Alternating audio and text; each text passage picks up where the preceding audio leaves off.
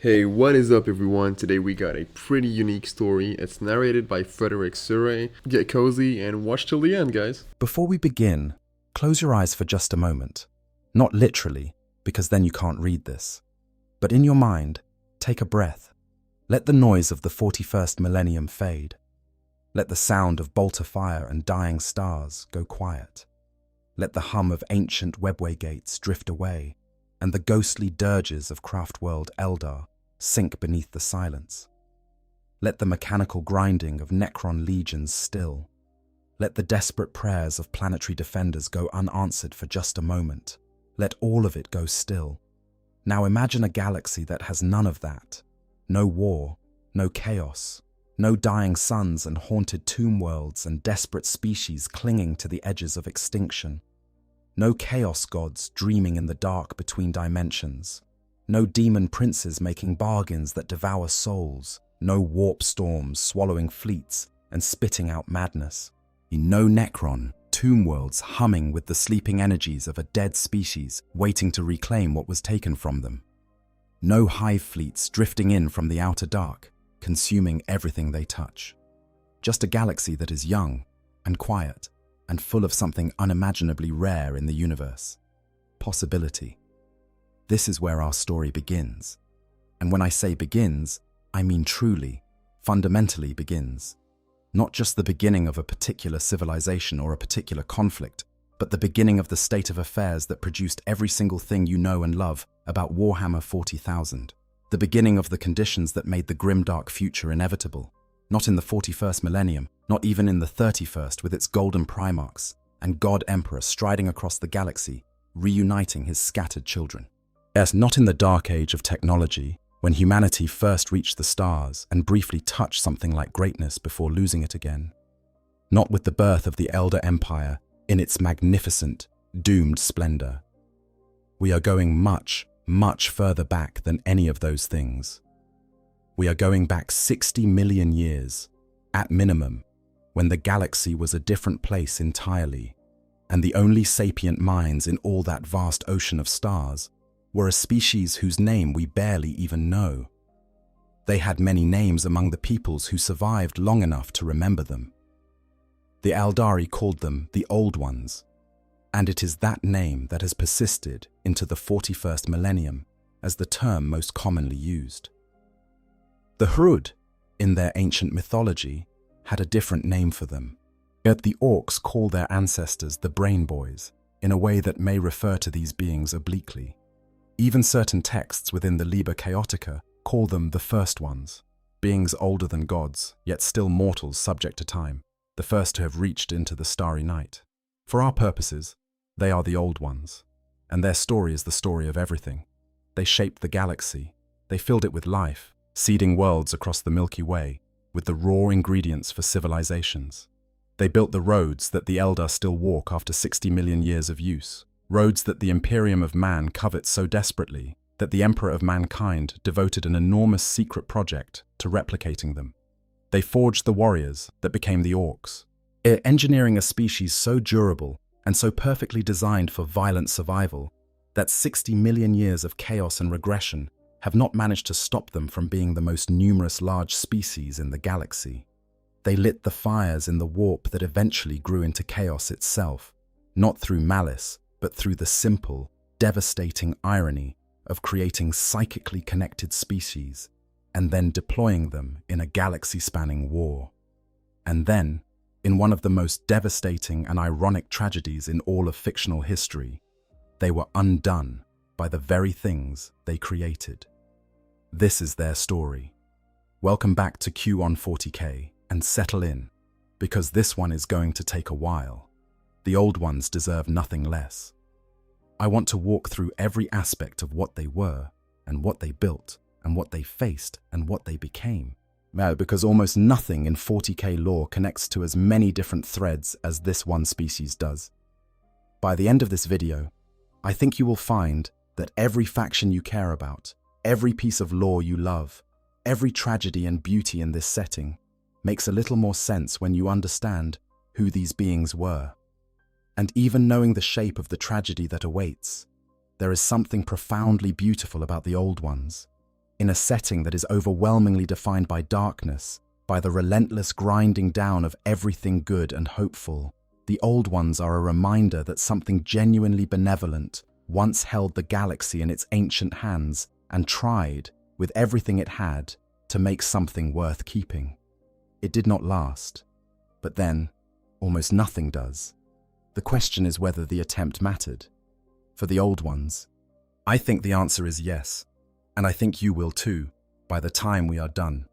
Born before memory, the nature of the Old Ones. To understand the Old Ones, you have to first understand what the galaxy looked like before they rose to prominence, and the strange, vast timescale we are working with here.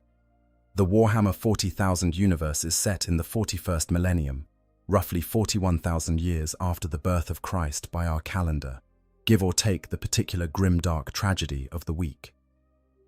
But when we talk about the Old Ones, we are not talking about 40,000 years ago. We are not talking about 100,000 years ago, or even a million.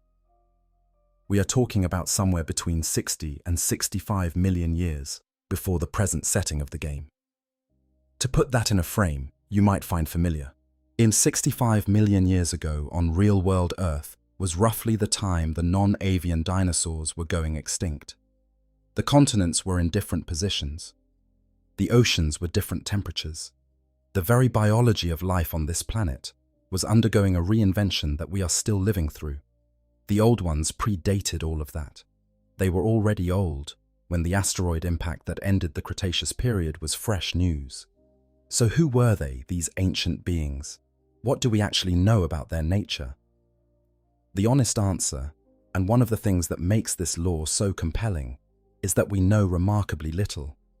The Old Ones are one of the most pivotal species in the entire 40,000 universe, and yet they remain deeply mysterious, their true form and nature obscured by the passage of millions of years. What the biases of the few races who remember them, and the simple fact that they are gone.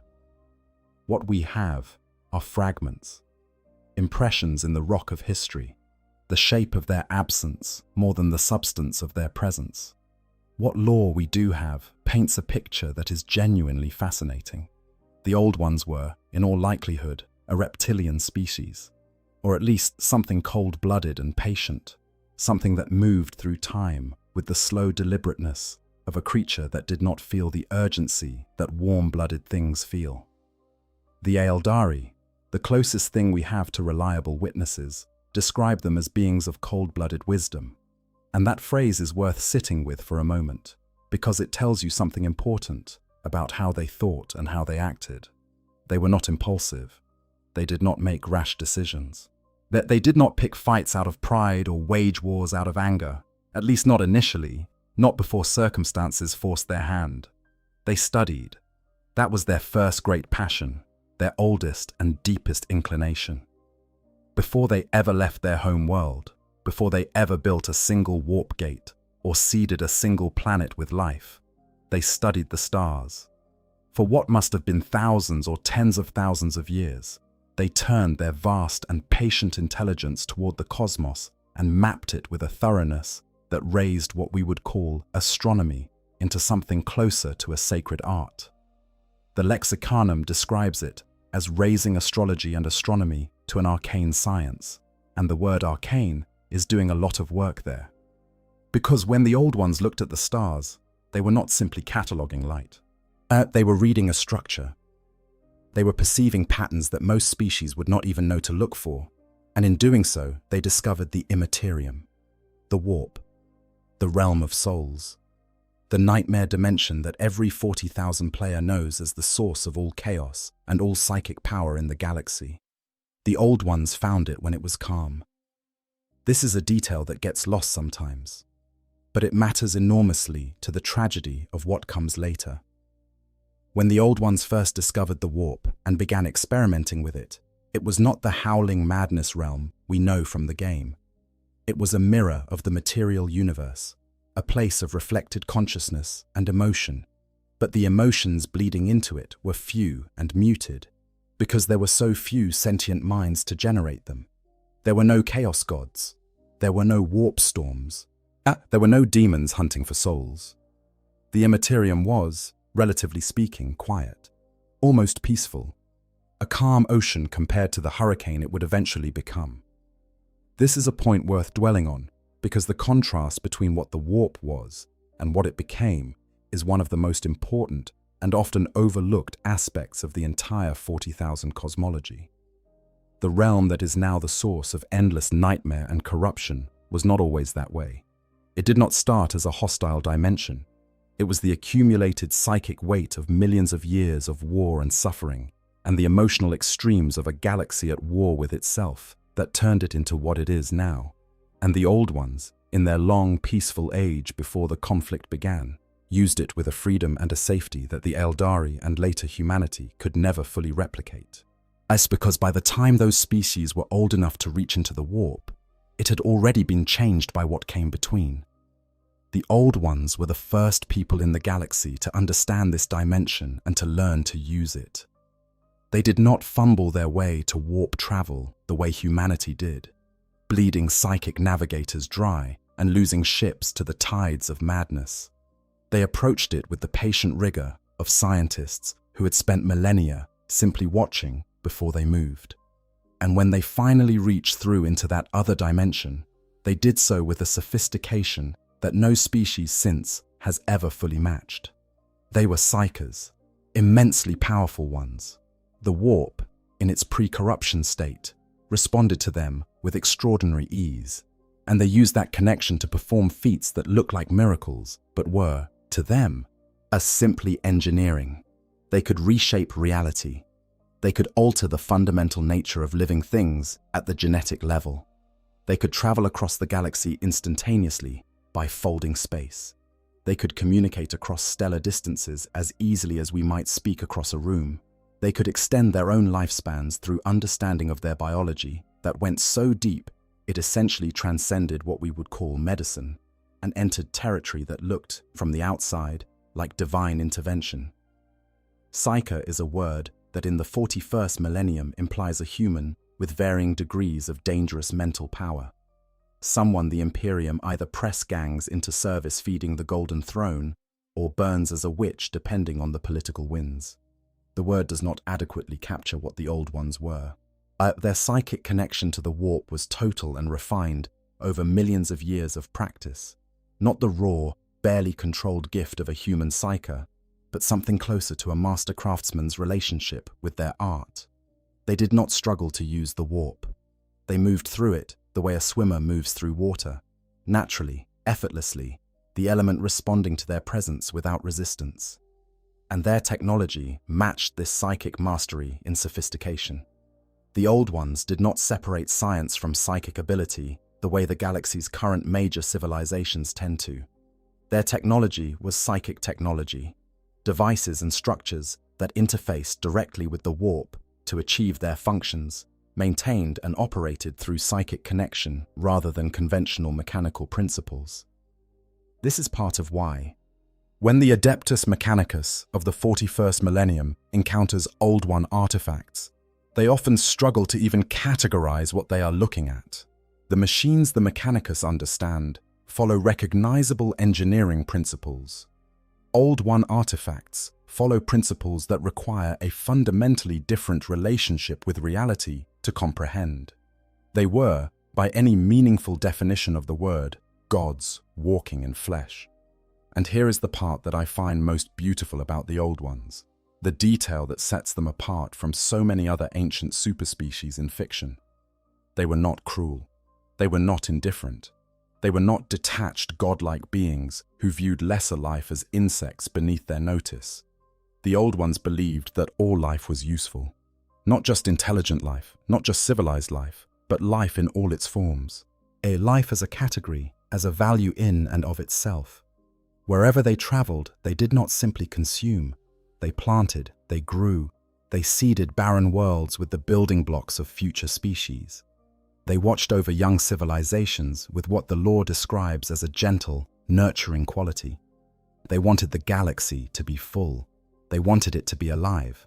And this was not a calculated strategy or a political position. It was, as far as we can tell, simply who they were. There is something deeply melancholy about knowing this, given where the story goes. The Old Ones lived for extraordinary spans of time. Near immortal is the phrase that gets used, and while we should be careful not to assume they were literally deathless, but they lived long enough that their perspective on time was fundamentally different from anything a mortal being could fully grasp. A century to them was what a week might be to us. A millennium was a chapter of a life still in progress. They could afford to be patient because they had patience as an abundance, not a virtue requiring effort. Time was simply something they had. Their technology was a seamless blend of the scientific and the psychic, to the point where, as the 40k wiki notes, their understanding of the universe had advanced so far that it appeared to humanity like an arcane art. And that is not hyperbole. When the Adeptus Mechanicus of the 41st millennium encounters Old One relics, they struggle to even categorize them within their technical frameworks. The things the Old Ones built were so far beyond the comprehension of the galaxy's current civilizations that they might as well be magic to anyone looking at them now. Devices that tap directly into the fabric of space-time, gate networks that connect disparate points in the universe with zero transit time, biological structures of such sophistication that they function perfectly after 60 million years of neglect. In the earliest edition of Warhammer 40,000, the race we now call the Old Ones was actually represented by the Slann, a species of ancient amphibian-like beings who appeared in the original Rogue Trader rulebook and the first Codex Titanicus. The Slann were the first iteration of this concept, described as the greatest of the spacefaring species of the galaxy, potent psychers who guided the development of the Eldar and manipulated species across the stars. When the third edition of Warhammer 40,000 arrived and began expanding the Necron mythology, the Old Ones were introduced as a separate and more mysterious entity, the shadowy progenitors whom even the Slann revered. The two were eventually distinguished in the modern canon, with the Slann existing as a distinct species that served the Old Ones as intermediaries, their most trusted servants, and the closest thing the Old Ones had to deputies in the management of the galaxy. But across all these iterations, across every version of the story, a single thread remained consistent. These beings were the beginning of everything. The first great intelligence to rise from the matter of the Milky Way and declare that the universe was worth understanding, or worth filling with life, worth caring for. They were the gardeners of a cosmic garden that would eventually, inevitably, go violently, catastrophically wrong. The architects of heaven, building the webway and seeding the galaxy. To properly appreciate the scale of what the Old Ones built, you need to stop thinking in human terms for a moment. Forget about the construction projects of human history, the cathedrals and the pyramids and the Great Walls. Forget about the achievements of the 41st millennium, the hive cities that reach into the stratosphere, the forge worlds carpeted from pole to pole in machinery. All of it, every monument and megastructure and engineering achievement of every species in the known galaxy, is a footnote compared to what the Old Ones made in the quiet ages before the war. The most famous of their creations, yet the one that still shapes the destiny of the galaxy right up to the 41st millennium, is the webway. The webway is a network of tunnels and passages built through a dimension separate from both real space and the warp. It sits between them, insulated from the terrors of the Imperium, providing a pathway through which travelers can cross interstellar distances in virtually no time at all. The Eldari inherited it, expanded it, built their civilization around it. The Dark Eldar lurk in its hidden corners. The Harlequins serve as its guardians and its storytellers. The Imperium of Man coveted it so intensely that the Emperor of Mankind devoted decades of secret research trying to build his own version, with results that were, to put it politely, disastrous. But none of them built it. The Old Ones built it. And what the Eldari eventually developed and called the webway was merely the descendant, the shadow, the pale inheritor of what the Old Ones originally constructed. The original network was on a vastly larger scale, connecting not just the major inhabited worlds, but essentially the entire galaxy in an instantaneous transit system. The Old Ones could step through a warp gate on one side of the Milky Way and emerge from another on the far side in a single heartbeat. Every colony world they had established, every nursery world where they had planted new species, every observation post and way station in their civilizational network was connected to this system. It was, quite simply, the most sophisticated piece of infrastructure in the history of the galaxy, and it was a perfect expression of Old One philosophy. But the webway was not built as a weapon. It was not built primarily for military advantage. It was built because the Old Ones understood that connection was the foundation of civilization, that a galaxy full of isolated pockets of life would never develop into something beautiful and self-sustaining. They wanted the peoples they created and nurtured to be able to find each other, to learn from each other, to form the vast weaving of relations and cultures and shared histories that makes civilized life meaningful. The webway was a gift to the future, even if it was also, inevitably, a tool they used themselves. To build it required mastery of the warp that we can barely conceptualize. The webway is a dimension carved out from the fabric of reality, a bubble of structured space held apart from the chaos of the Imperium by engineering principles that no species in the 41st millennium fully understands. Maintaining it requires constant subtle effort at a level that is essentially automatic, baked into the structure itself. Repairing it when it is damaged is a task that even the most skilled Eldari artificers can only manage patchwork solutions for. The idea of building it from scratch is simply not something any current civilization could attempt. The Old Ones built it when the galaxy was young, in a period when the engineering challenges alone would have been staggering, before the warp became the storm it is now, before the dimensional membranes between real space and the immaterium had been compromised by the emotional turmoil of warring species. In many ways, the webway could only have been built in that window of galactic history, because the conditions that made it possible, a calm warp, an uncompromised set of dimensional physics, the patience and the power to do the work over timescales that most civilizations would not survive. All of those conditions ceased to exist once the war began. And the webway was just one project among many. The Old Ones were engaged in what we might think of as a civilization-scale terraforming and seeding program, moving through the galaxy in their webway tunnels and reshaping everything they touched. They brought life to dead worlds. They guided evolution on worlds that already had life. They built observatories and way stations, and what the lore implies were places of great contemplation and study. And each of these was linked into the network, as part of a vast connected system of knowledge and presence that spanned the Milky Way from core to rim.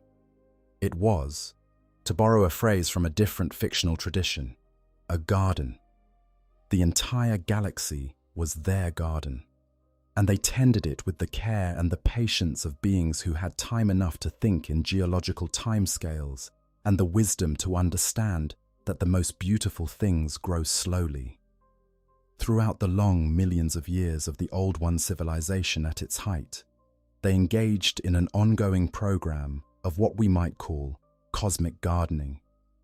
They traveled the galaxy extensively, visiting every world that had even the suggestion of interesting chemistry, and where they found the raw ingredients for life, they refined them. They seeded barren rocks with organic compounds. They introduced carefully chosen organisms to young biospheres and watched over their development. They took existing life forms and used their mastery of genetics and psychic biology to accelerate evolution along paths they found promising. They shaped ecosystems with the attention and care of someone arranging an exquisite garden, not just for its own sake, but for what that garden might eventually grow into. Many of the habitable and inhabited worlds that exist in the 41st millennium owe their existence, in some form, to the Old Ones. The conditions that allowed life to emerge on those worlds, the particular mix of atmosphere and chemistry and stable orbit, may not have been coincidental.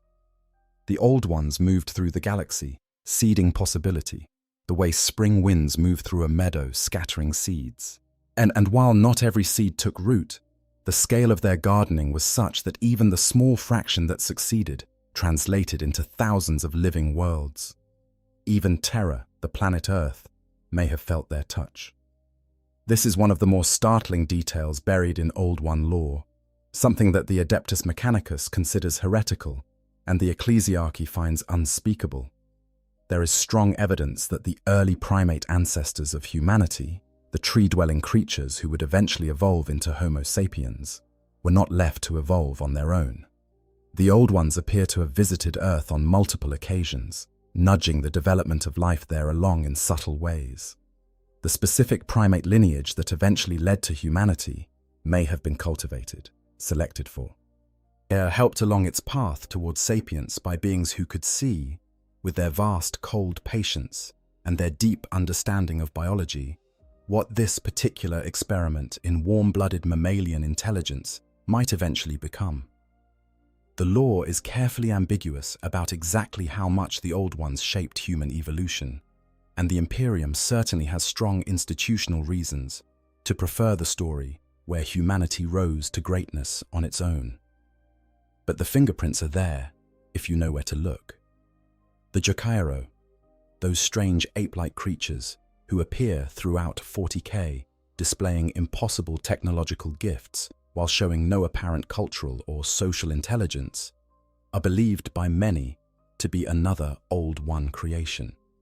They look, not coincidentally, like orangutans, and the Slan visited Terra many times, according to early lore, which raises uncomfortable questions about what exactly they were doing there. Beyond humanity, the scale of the Old One's world-building work is staggering. Thousands of worlds, dozens of species seeded, cultivated, or deliberately shaped toward intelligence. Ecosystems built from scratch. The Old Ones did not just pass through the galaxy as travelers or explorers. They took responsibility for it. They treated it as something they were charged to care for, something that mattered. This is the civilization at its height, a near-immortal species of cold-blooded, patient, enormously wise, and genuinely benevolent beings, traveling the galaxy in their webway tunnels, tending their worlds, nursing young species towards civilization, pursuing the great slow project of filling the universe with life and consciousness. It is an extraordinary picture, and for millions of years it seems to have worked. The warp was calm. The galaxy was filling with life. The Old Ones and their Slan intermediaries managed an empire that spanned the entire Milky Way. And while there were undoubtedly challenges we no longer know anything about, the broad sweep of that era was one of expansion and flourishing. It could not last.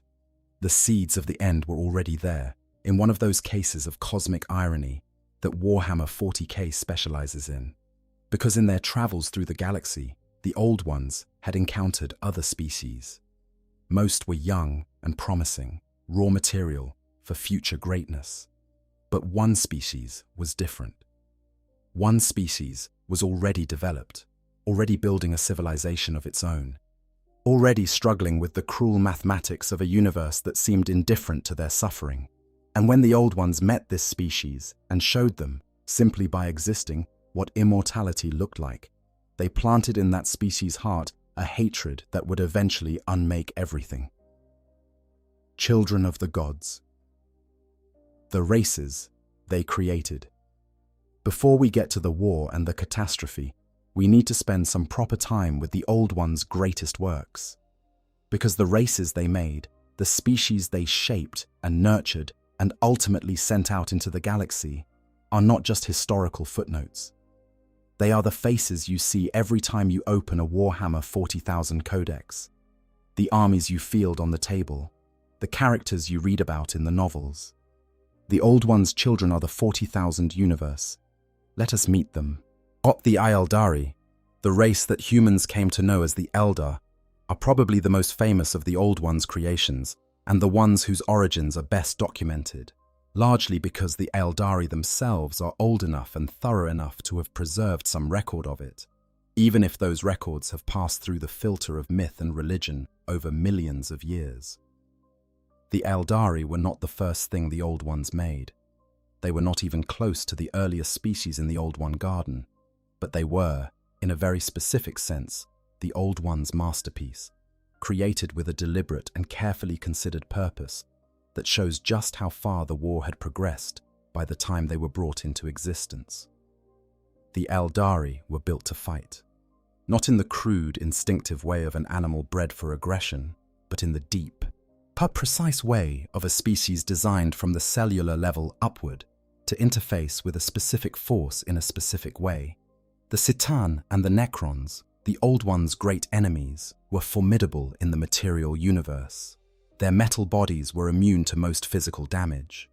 Their energy weapons could unmake matter at the quantum level. Their Citan masters could do things to reality that no biological species could match with conventional technology. But there was one thing the Citan could not do, one direction of attack they had no defense against. They could not use or comprehend the warp.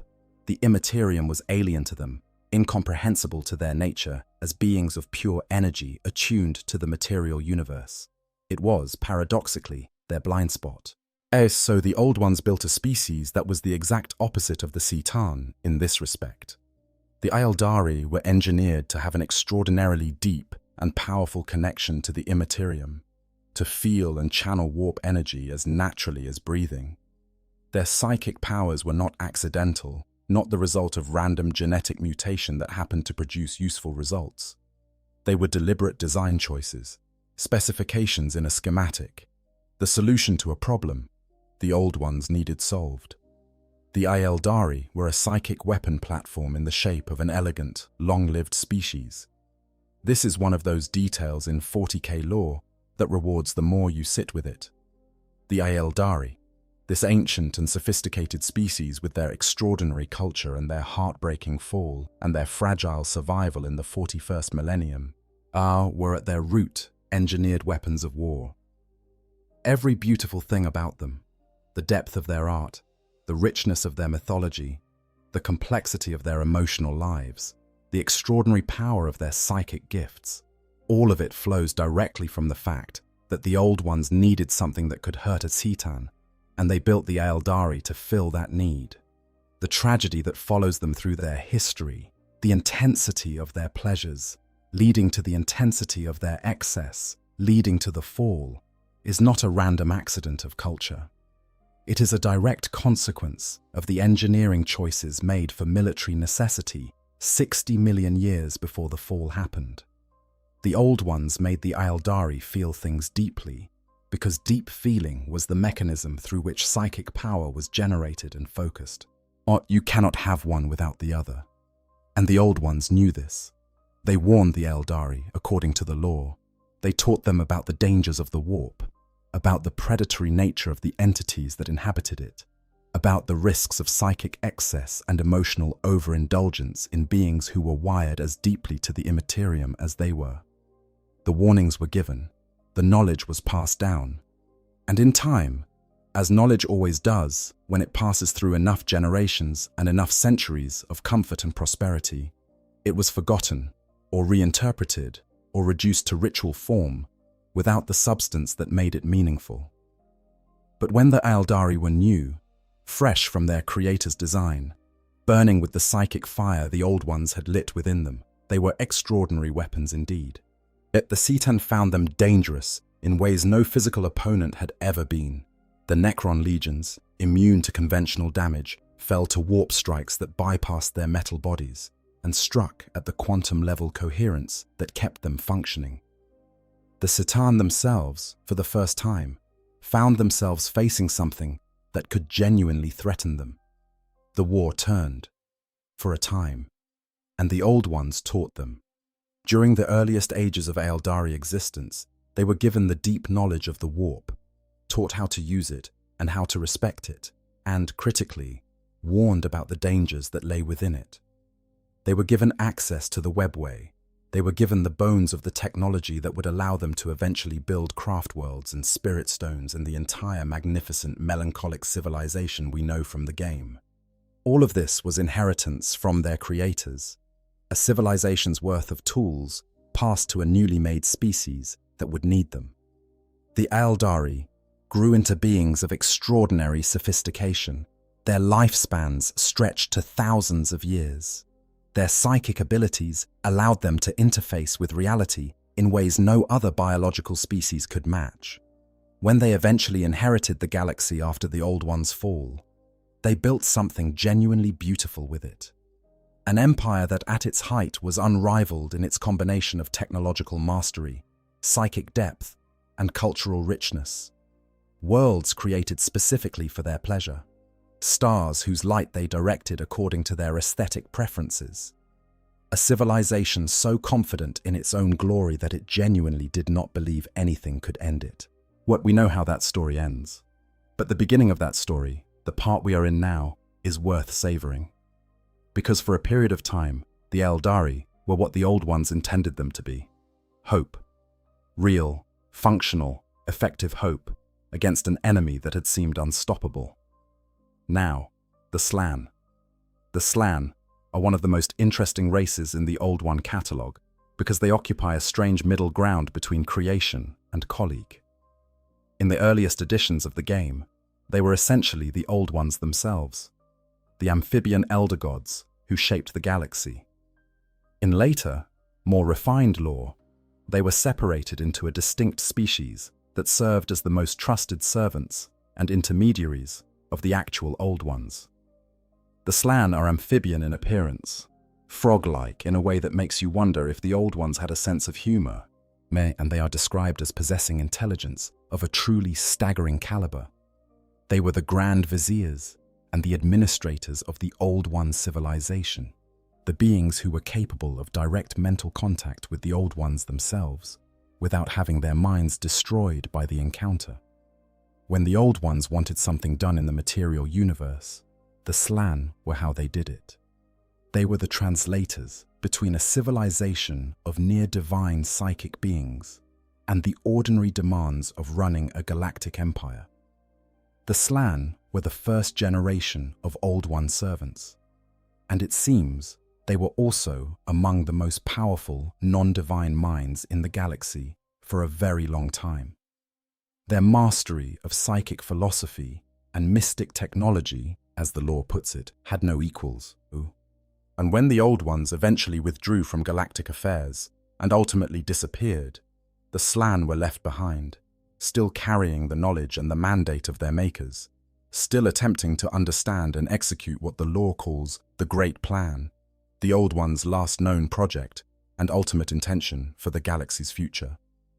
In Warhammer Fantasy, the Slann appear as the lizardmen mage priests, ancient frog beings of enormous power who meditate in temple cities built to their Old One masters' specifications, studying golden tablets of instruction and doing their patient best to understand a plan whose full meaning has been partially lost to time.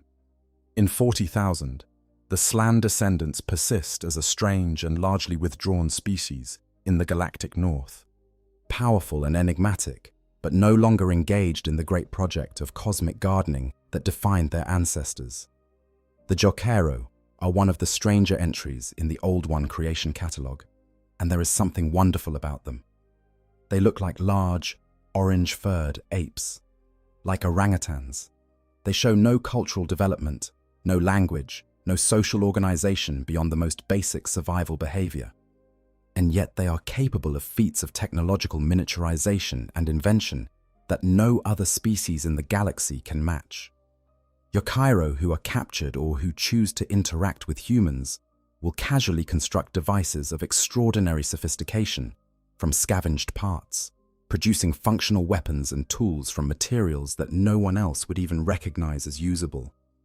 The Inquisition uses them occasionally, are valued for their bizarre technical gifts, despite their complete inability or unwillingness to explain what they are doing or why. The Ordo Xenos studies them with intense interest and considerable frustration, and no one can quite explain how a creature with no apparent culture or intelligence beyond animal survival is capable of building technology that masters of the Adeptus Mechanicus cannot fully understand. The answer is that the knowledge is genetic. The Old Ones encoded it directly into their biology, giving the Jokero something like instinctive engineering ability in the same way They gave ants instinctive architecture ability. The Jokairo do not understand what they build in any conscious sense. They build because their genes say build, because the pattern is there inside them, but inherited from creatures who design them as specialists in a civilization that no longer exists.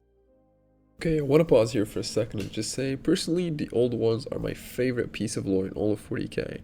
And I think the reason is that they're the one thing in this entire setting that is genuinely and complicatedly good. No secret corruption, no hidden agenda, no grimdark twists buried underneath, just an ancient species that saw a galaxy and decided to fill it with life. And the tragedy of what happens to them hits differently because of that. It is not a story about pride being punished, it's a story about generosity going wrong, and I think about that a lot when I look at everything else in this universe. But anyways, that's just my 2 cents. Let's go back to the video. The Kanib and the Rashan are two species created specifically as warrior races during the later stages of the war, when the old ones needed bodies to throw against the Necron legions. The Kanib are described as festering, 10-limbed things, creatures that sound deeply unpleasant and were presumably very effective at the specific task of killing Necrons. The Rashan are similarly known primarily as fighters, created for war, deployed in war, and mostly lost to history in the aftermath of that war. Both species appear to have survived in some form, though they are relatively obscure in the modern 40k setting, rare enough that most travelers in the galaxy would never encounter them. As the Hrud deserve a mention because their connection to the old ones is particularly intriguing given some of the survivor theories we will get to later. The Hrud are a species of entropic beings who warp time around them, aging everything in their vicinity at an accelerated rate. They are a miserable experience to fight against, and their very presence causes cascading temporal damage to structures and living beings nearby. In Hrud mythology, preserved in sources like the Xenology supplement, there are references to an ancient being called Ka, who is identified with or connected to the Old Ones, and who left a promise to return. This is one of the few surviving fragments of what might be Old One religious or cultural material, filtered through an alien species folk memory over hundreds of thousands of years, but it is tantalizing in ways we will explore. And then, perhaps most powerfully of all, there are the Krork. The Krork are the ancestors of the Orcs. Let that sink in for a moment. The green-skinned, barbaric, comically belligerent species that has been waging unending aggressive war across the galaxy since before humans developed stone tools was designed, engineered, and released into the galaxy by the most sophisticated and benevolent civilization in galactic history. The Old Ones built the Orcs. Well, technically they built the Krork, and the Krork eventually became the Orcs through what appears to be a very, very long process of cultural and possibly biological regression. But the lineage is clear. The Orcs themselves remember it in their fashion, referring to their ancient creators as the Brain Boys. It is one of the small, wonderful absurdities of Warhammer 40,000 lore that the most technologically sophisticated beings in the history of the galaxy are remembered by their most bellicose creation as simply the guys who were clever. The Krork, in their original form, were not like the Orcs of the 41st Millennium. A specimen preserved in the collection of Trazyn the Infinite, encountered by Fabius Bile in the novel. Fabius Bile, Clone Lord, stood 12 meters tall and wore an exoskeleton described as far in advance of anything the modern Orcs might conceive of. They were giants, enormously powerful, wearing technology that compared favorably to Space Marine power armor in sophistication and exceeded it in scale. They were built to fight and built to win, and in the war in heaven they apparently did exactly that, hurling themselves at Necron formations with a ferocity that the soulless metal warriors found genuinely difficult to counter. The Old Ones gave the Krork, and by inheritance the modern Orcs, something ingenious. They encoded technical knowledge directly into their genetics. Every Orc born is born already knowing things. The ones who become mech boys understand the principles of mechanics and engineering at a gut level, an instinctive knowledge that functions even when the Orc in question has never seen the specific technology they are working with before. It is as if the Old Ones realized that the most reliable way to maintain a fighting force across an indefinite war was to make sure the soldiers could always maintain their own weapons, without training, without manuals, without any external support structure. The Orcs are, yet in a very real sense, self-sustaining war machines who have simply forgotten that they were once something grander. The Orcs also have a psychic field that is unlike anything else in the galaxy. Their collective belief, the Gestalt psychic force generated by large numbers of Orcs focused on a single idea, has the property of making things real. An Orc mech boy builds a gun from scrap metal and paint, and it fires, because enough Orcs believe it fires. Their red vehicles really do go faster, because enough Orcs expect them to. This is not superstition. This is a designed feature. The Old Ones built a psychic amplification system directly into the Orc species, a system that gets stronger with larger numbers, because they anticipated needing a species that could function as a self-reinforcing tide of violence that would only get more effective the more of them there were. In the context of a war against immortal machine warriors with essentially unlimited numbers, this makes brilliant, terrible sense. The Orcs of the 41st millennium are a shadow of what the Krork were, diminished in individual power and complexity through millions of years of mutual slaughter and regression. But they are still the most numerous species in the galaxy, still spreading to every corner of it, still fighting with an enthusiasm and resilience that nothing has ever managed to permanently stop. Even in their diminished state, the Old Ones' design is visible, self-replicating, self-sustaining, indestructible as a species, made capable of growing more powerful simply by gathering in larger numbers, and absolutely impossible to stop through conventional attrition, because they do not care about individual death. The Old Ones made them to win a war. They are still, 60 million years later, winning one. Just not the war their creators intended. The harbingers of war, the Necrontyre, and the roots of hatred.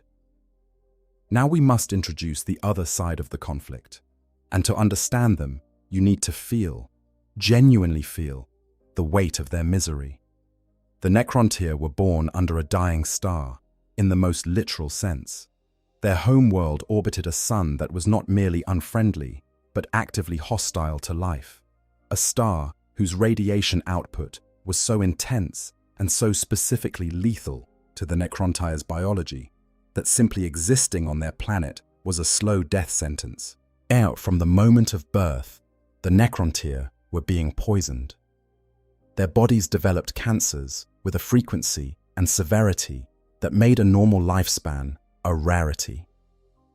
The average Necrontyre lived only slightly longer than a modern human, which, given the context of a species that had developed interstellar technology, is genuinely tragic, like a civilization of mayflies trying to build cathedrals. They were brilliant. That is the dark irony of it. The Necrontyre were an intelligent, creative, technologically capable species who built themselves a small interstellar empire despite everything their environment did to limit them. They developed sublight starships, they colonized other worlds, they established trade and culture, and the beginnings of what might have become a genuine civilization. And they did all of this while their bodies were failing, and while the omnipresent background suffering of life under a killing sun gave their culture a quality that the lore captures precisely as morbid. Their society was obsessed with death. How could it not be? When death came early and often and inevitably for everyone, when even the longest lived among them would be considered young by most species standards, when children could watch parents and grandparents and great-grandparents all die within a single lifetime, it shaped the Necrontyre soul at a fundamental level. They built elaborate funerary traditions. They carved tombs of extraordinary complexity. They developed philosophical systems centered on death and the afterlife, and the meaning of a short life lived in constant awareness of its own ending. And then they met the Old Ones. And the Old Ones were functionally immortal. There are moments in 40k lore that hit you in a particular way, not with the shock of action or the scale of cosmic horror, but with something quieter and more devastating. The first meeting between the Necrontyr and the Old Ones is one of those moments, because you can imagine it. You can see the shape of it. Here are these mortal beings, brilliant and suffering and dying young and knowing it. And here are these vast, patient, nearly eternal reptilian beings who have crossed the galaxy in ways the Necrontyr cannot even fully comprehend, who have been alive for millions of years, who carry their immortality as naturally as breathing. The Necrontyr did not hate the Old Ones immediately, or at least not with the consuming, civilizational hatred that came later. What they felt first was something more complicated. Envy, yes, but also the kind of desperate hope that sometimes precedes the worst rage. Because if the Old Ones had immortality as a natural property of their existence, then surely they understood the principles of it. Surely they could share it. Surely they would. These benevolent gardeners who nurtured young species and seeded life across the galaxy. The Necrontyr petitioned them. We do not know exactly how that petition was made, what words were used, what promises or offerings accompanied it. We do not know if there were multiple attempts over many years or a single formal request. What we know is that the Old Ones refused. Why they refused is one of the more debated questions in 40k lore speculation. The most charitable interpretation is that the Old Ones' immortality was not a technology they had invented, but a property of their biology, and something they could not simply transfer to another species without consequences they could not predict or control. The darker interpretation, and the one the Necrontyr eventually decided on, was simpler. The Old Ones did not care enough. They looked at these short-lived, suffering beings and saw no reason to help. They had a galaxy full of projects. The Necrontyr were an inconvenience, not a priority. The truth, as with most things in 40k, is probably somewhere between these interpretations and possibly much stranger. But what matters for the story is what the Necrontyr believed, and what they came to believe over the years and decades and centuries that followed the refusal was that the Old Ones had decided their suffering was acceptable, as that the deaths of every Necrontyr man and woman and child were not worth the attention of beings who would live forever, that they were beneath consideration. From that wound, everything followed. The Necrontyr Empire was, at the time the war began, fracturing under its own internal tensions. The dynasties that ruled the different star systems had been fighting what are called the Wars of Secession, a series of civil conflicts that threatened to tear the empire apart entirely. The Triarch, the ruling council of three that governed Necrontyr civilization, recognized that a fractured empire was a dying one. They needed something to unite their people. They needed an enemy. The Old Ones were a convenient one. The grievance was real. The rage was genuine. And the narrative of defiant mortals rising against arrogant immortals was the kind of story that could pull a fractured people back together around a single bonfire of collective fury. So the war began. The first iteration of what would eventually be called the War in Heaven was, by all accounts, not a close contest. The Necrontyr were technologically advanced for their age, and their stubborn determination was formidable. But the Old Ones had been mastering the warp and building the webway for millions of years longer than the Necrontyr had been in space. The Old Ones' warp gates gave them mobility advantages that the Necrontyr's sublight ships simply could not counter. They could attack and withdraw and reinforce and maneuver in ways that the Necrontyr could not anticipate or match. The Necrontyr fought with everything they had, and they threw themselves at Old One positions with the desperate intensity of a people who had nothing to lose and a hatred burning hot enough to sustain them through any suffering. And they suffered enormously, each defeat reminding them of the fundamental injustice of being mortal in a universe where the beings who could fix that had chosen not to. In the end, they were pushed back so completely that they were essentially exiled to the halo stars, the outer reaches of the galaxy, where radiation storms and sparse star systems made life miserable, even by Necrontyre standards. The Old Ones had not destroyed them. They had simply ceased to consider them a serious threat. The Necrontyre were an irritation to be ignored, pushed to the margins of a galaxy that had no room for their rage. They fumed in the outer dark for centuries, and they began to study the stars.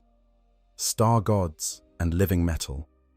The Satan enter the war in the old, dying stars of the outer galaxy, in the complex electromagnetic web of plasma and magnetic fields that surrounded stellar bodies at the edge of their long lives.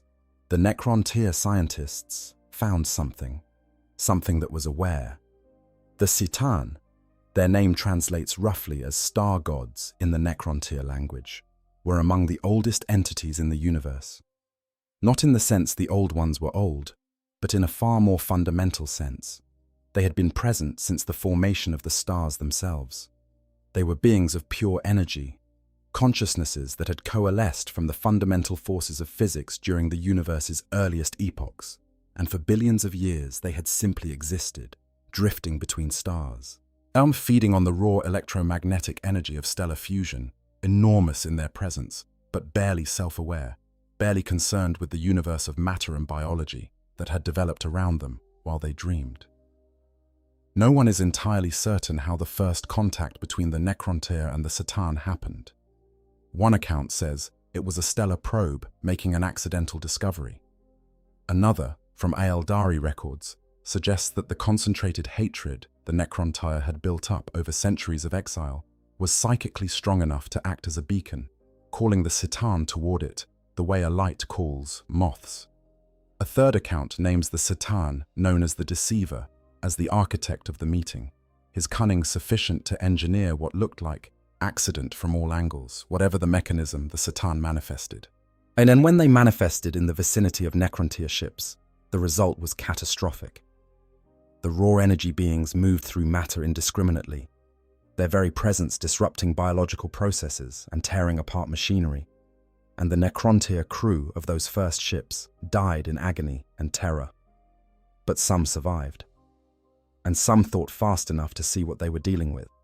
The Necrontyre, scholars of death and masters of stellar science, recognized that what they had found was power on a scale they had never imagined. They made contact, they established communication, and they made an offer. The Satan, whose presence in the material universe was limited by the difficulty of manifesting without some kind of physical anchor, would be provided with bodies, physical vessels of necrodermis. It's the living metal that the Necrontyre had developed in their metalworking traditions, shaped to contain the C'tan's energy forms and give them stable, enduring physical existence. In exchange, the Satan would help the Necrontyre destroy their enemies. The Satan accepted. The result was the star gods made flesh, and they were terrifying.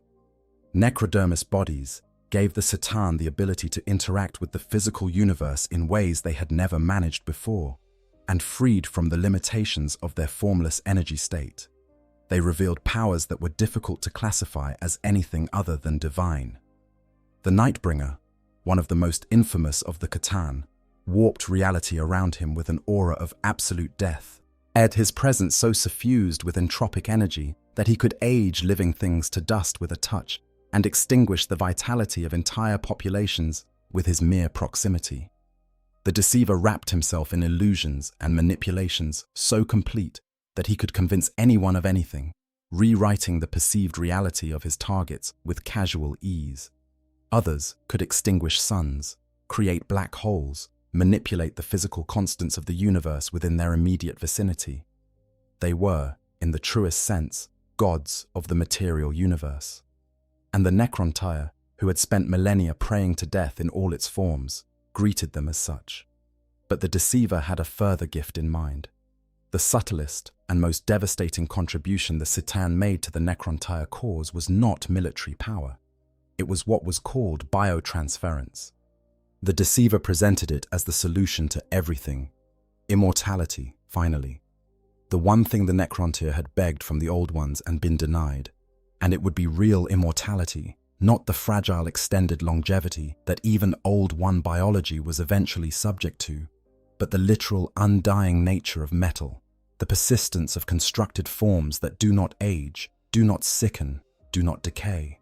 The necrontyr would transfer their minds and souls into bodies of necrodermis, becoming immortal machines, and in doing so, they would at last be the equals of the beings who had refused them. The silent King Zarek, last of the Triarch and ruler of the entire necrontyr empire, agreed. The deceiver had, reportedly, taken pains to ensure some necrontyr would resist the process, organizing apparent opposition movements that he then used to identify and gather dissenters together, making them easier to process when the time came. Even the resistance to biotransference was managed by the deceiver's careful hand, every apparent choice made within the frame he had set. It is one of the darker ironies in a story full of them, the one Satan most associated with manipulation and long-term scheming ensured that even those necrontyr who tried to refuse their fate were corralled by his machinations. The biotransference was carried out across millions of necrontyr, a galaxy-spanning industrial process of consciousness transfer on a scale never attempted before or since. One by one, individuals entered the soul forges, and vast structures that the Satan had designed and the necrontyr had built according to specifications they did not fully understand, and emerged as something new. Metal bodies that moved with perfect precision and would endure indefinitely. Minds preserved in crystalline matrices of living metal and arcane psychic architecture. Senses reborn in sensor arrays and optical implants of extraordinary sophistication. They could see further, hear more, process information faster than their organic bodies had ever allowed. In every measurable external respect, they were superior to what they had been. But as the process continued and the first of the newly transferred necrons began to move among their still flesh kin, something was visibly, terribly wrong. The new beings were functional. They moved and thought and spoke and followed orders. But the light behind their eyes, the specific quality of presence that mortal beings carry, the ineffable evidence of a soul actively experiencing the world, was dimmer than it should have been, growing dimmer with each transfer. The Satan were not simply housing the necrontyr souls in their new metal forms, they were consuming them. Each transfer fed the star gods with the soul energy of the individual being processed, stripping away the deep emotional and spiritual substance of what that person had been, and leaving behind something functional but hollowed. A mind without the full substance of the self that had always inhabited it. The new necrons retained their memories and their tactical knowledge and their technical skills and their recognition of their own names and faces. But the richness of their inner lives was attenuating into silence. They could not feel joy or sorrow or love or passion with anything like the intensity they once had. An artist who transferred still knew the principles of his craft, but felt no pull toward it. A parent who transferred still recognized their children, but felt the attachment as information rather than warmth. A soldier still followed orders and executed tactics, but no longer felt the fire of conviction that had once made him formidable beyond his technical skill. They were more than the machines they appeared to be, but less than the mortals they had been. Something in between, which is often the worst possible state to occupy. And by the time the Silent King understood this, it was too late. Virtually every necrontyr had already been transferred. His species had given up their souls to become immortal, and the victory over death had come at a cost so profound that Zarek himself was reportedly shattered by the realization. He had sought to give his people the one thing their existence had been defined by the absence of, and what he had given them instead was a different kind of death. Not the swift, painful death of a short organic life under a killing sun, but the slow, cold death of a consciousness emptied of everything that made consciousness worth having. The Silent King would carry that guilt for the rest of his extraordinarily long existence. It would eventually be the reason he led the Necrons in revolt against the Citan after the war. It would be the reason he spent millions of years wandering the intergalactic void in self-imposed exile after shattering those same star gods. And it would be the reason the Necrons of the 41st Millennium are not simply unstoppable conquerors, but something more complicated. a species in which fragments of the original necrontire soul still flicker, incompletely consumed, driving behaviors that do not quite make sense for creatures who are supposed to feel nothing. The Silent King's grief is written into the biology of an entire species, 60 million years later. But the war still needed to be fought. And the Necrons, glutted on the souls of the billions of necrontire who had just been consumed, with the Citan burning like new suns alongside them, were ready. This time, the war would be different. This time, the old ones would not be able to outmaneuver their enemies, because the Citan had shown the Necrons how to breach the webway. The god engineers fight back. The young races are born. When the Necrons returned with the Citan at their side, they were a fundamentally different adversary than the necrontire who had been pushed to the halo stars. Where the necrontyr had been cunning but fragile, mortal and desperate, the Necrons were deathless. Where a battlefield attrition that would have been catastrophic for any living army simply did not apply to creatures who did not need food or rest and could repair themselves between engagements. The Citan extinguished suns and consumed entire solar systems, harvesting the life energy of everything they found to feed their insatiable hunger. Necron legions breached the webway itself, outpouring through into the safe passages the old ones had thought inviolable and assailing them in every corner of the galaxy simultaneously. The old ones' bastions fell one by one. The races they had nurtured across thousands of worlds were harvested like crops, their life force consumed by the C'tan's bottomless appetite. The old ones found themselves, for perhaps the first time in their millions of years of existence, losing, not retreating strategically, not choosing to cede ground for calculated reasons, but genuinely losing, genuinely pushed back, genuinely threatened with extinction. They responded in the way they had always responded to problems. They engineered.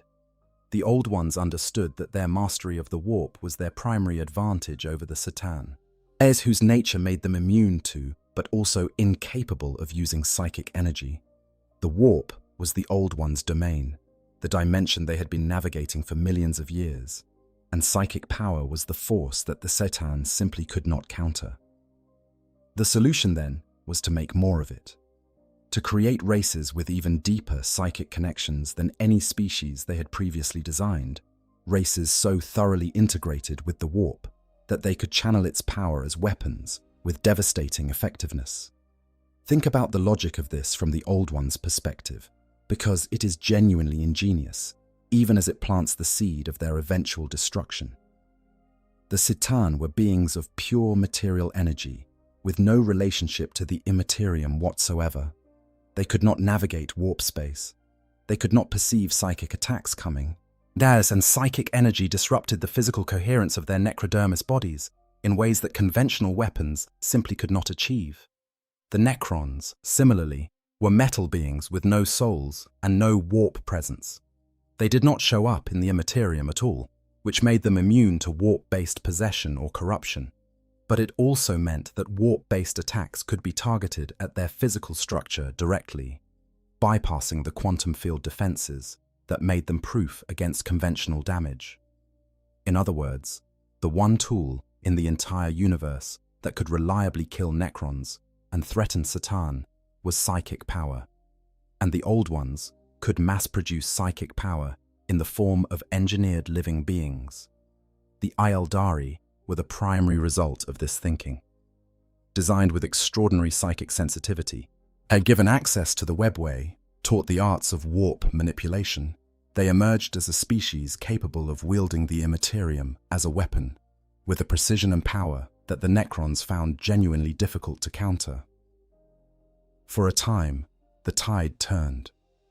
The young Aeldari, fresh from the old one's biological workshops and burning with the specific type of emotional intensity that comes from being a newly awakened species rather than a weary ancient one, threw themselves into the war with remarkable effectiveness, and they were not gentle about it. The Aeldari of the War in Heaven, as described in fragments of Aeldari myth that survived to the 41st millennium, were not the elegant, contemplative beings we know from the game's present day. They were young, They were powerful, and they were furious. As they had been created, knowing that the universe was at war, knowing what the Satan had done to the Necrontyr and what the Necrons had done to the galaxy's other species. Their emotional intensity was not just a feature of their psychic design, but a genuine response to genuinely terrible circumstances. And when they unleashed that emotion through their warp connection, the results were catastrophic for the Necrons. Entire Necron legions, which had spent millions of years grinding forward against every material obstacle without slowing, found themselves suddenly dissolving under warp strikes that had no physical component to block. Satan, who had been feeding freely on the life force of entire populations, encountered something that could make them feel pain for the first time since the early universe. The Necrons fell back for the first time since the war had turned in their favor. The Old One's desperate gambit was working. The Satan responded by attempting to seal the warp off entirely. There is a description in older editions of the lore of the Satan unifying, for the first time in millions of years, to begin what was called the Great Warding, a collective effort to sever the connection between the material universe and the Imperium, effectively cutting the Old Ones off from their greatest weapon. Whether this would have worked, no one knows, because the warding was never completed. Events overtook it from a direction no one was watching. In the meantime, the Old Ones continued their desperate wartime creation program. The Krork were built in this period as physical warrior soldiers, massive and powerful and almost unkillable, designed to hold ground against Necron legions, while the psychic young races attacked from the warp. The Jokairo were engineered as technical specialists. Their instinctive gift for miniaturization and mechanical ingenuity pressed into service maintaining and developing the weapons and devices the war effort needed. The Rashan and the Kanib were deployed as additional fighters, their natures now obscure to us, but presumably well suited to specific tactical needs the Old Ones had identified. Other species were created and deployed, some so obscure that they have been lost entirely from the historical record. Races whose names we no longer know, and whose descendants, if any survived, have not been identified. There was something almost frantic about this phase of the Old One war effort, and it shows. The patient, mere methodical beings who had spent millions of years carefully tending their cosmic garden, were now churning out new species at a pace their earlier philosophy would have found alarming. They were building weapons, not children. They were solving an immediate tactical problem, not nurturing the long-term development of consciousness and civilization. The change in approach is visible in the results.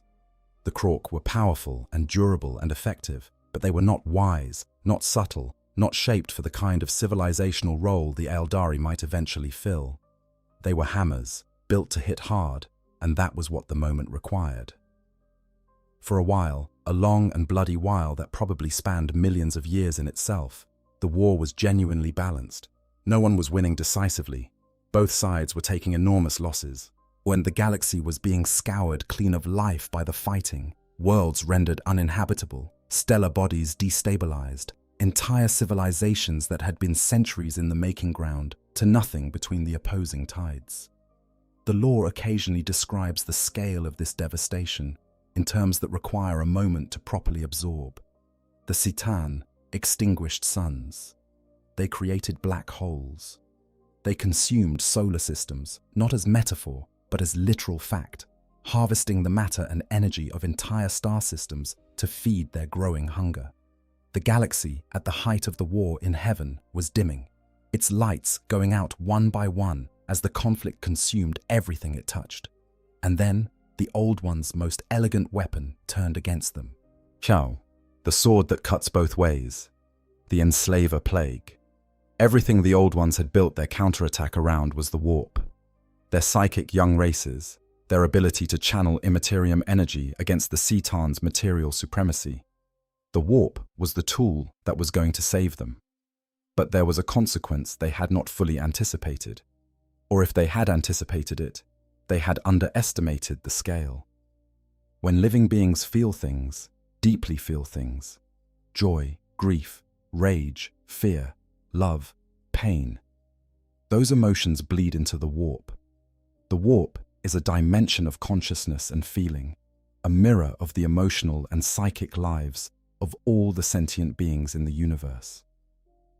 In the early era of the Old One's civilization, there were so few sentient species and the warp was so quiet that this bleeding effect was minimal.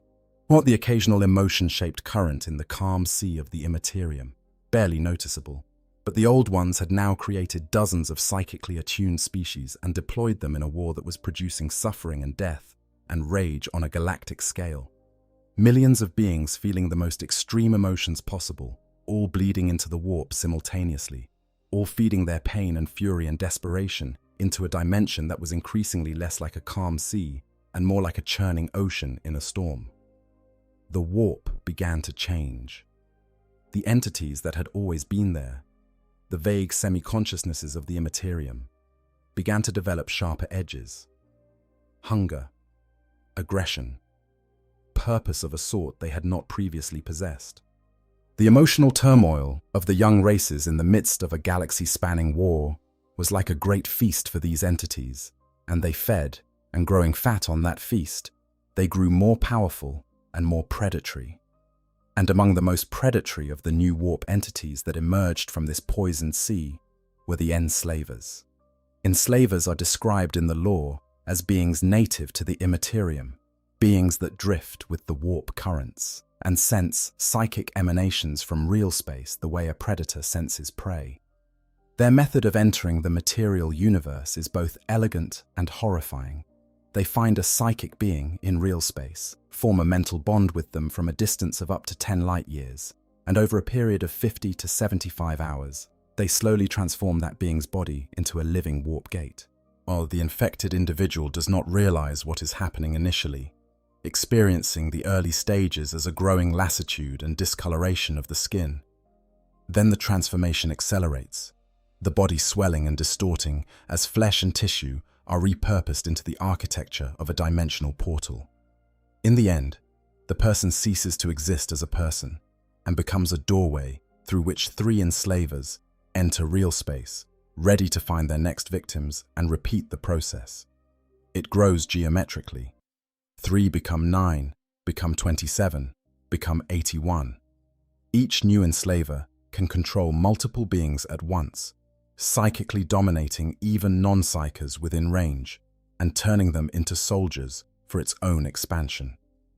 A single enslaver infestation on a populated world left unchecked. What can enslave the entire planetary population within a period of time measured in years? Billions of people, all turned into either hosts for more enslavers or puppets carrying out the enslavers' alien purposes. Now imagine this happening, not to one world or 10 worlds, but to every world in the galaxy simultaneously, because the Old Ones had spent millions of years filling the galaxy with psychic beings, and every single one of them was now a potential enslaver host. The enslaver plague was the name given to what happened, and it was, quite simply, the worst thing that had ever happened to the galaxy up to that point. Consider the dimensions of the disaster from the Old Ones' perspective.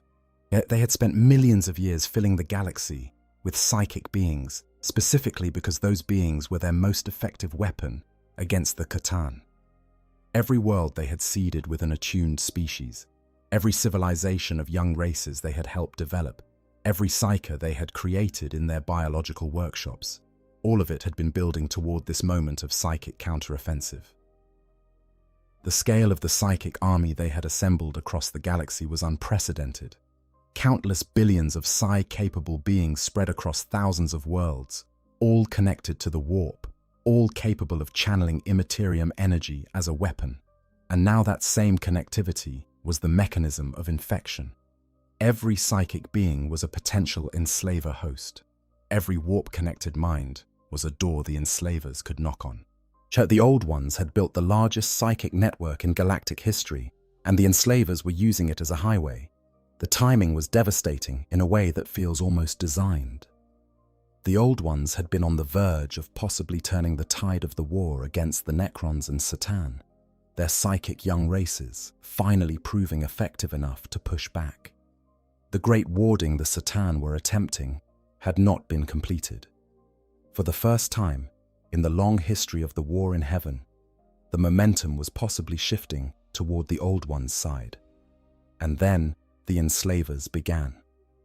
Not in one place, but everywhere, simultaneously, because the enslaver infection traveled through the warp's own currents, spreading from mind to mind across the psychic network that the Old Ones had so carefully constructed. And a young race on one world, whose psychers began to show signs of infection, could spread it to every connected world within the range of the warp network before anyone realized what was happening. The Old Ones' greatest strength became the vector for their extinction. The progression of an enslaver infestation on a populated world was, by accounts pieced together from Aeldari myth and fragmentary records, a thing of pure horror. It began quietly, with individuals showing signs of unusual lassitude, of slightly distracted behavior, of subtle disorientation that could be attributed to war stress or illness. The enslaver's initial psychic bond was subtle enough that even trained psychers might not recognize it immediately for what it was. By the time the physical transformation began, the window for intervention had usually already closed. Populations that had been fighting alongside the Old Ones, who had been making genuine sacrifices in service of the war effort, who carried within them the psychic gifts the Old Ones had given them as part of their design, these same populations turned. Enslaver-controlled psychers opened more portals for more enslavers. Enslaver-controlled warriors marched against Old One strongholds from within, bypassing all the external defenses that had been built to face Necron legions coming from outside. The very minds the Old Ones had engineered to fight for them were now fighting against them, and there was no way to separate the infected from the still free quickly enough to stop the spread. There is a specific cruelty to this that goes beyond ordinary military defeat. But the Old Ones were beings who had genuinely cared about the species they created, who had nurtured them and taught them and built an entire civilization around the principle that life was valuable and worth protecting. Now, they were watching their creations, beings they had made with their own hands and their own deepest knowledge of life's possibilities, be hollowed out and turned against them. Every infected young race soldier that came at an Old One's stronghold was a reminder that the Old One's care had been the mechanism of their undoing. Their generosity had built the tool of their destruction. The Old One's galactic civilization collapsed with a speed that, given the millions of years of its existence, was almost surreal. Their strongholds fell one by one, not just to the Necron legions outside, but to the enslaver-infested populations within.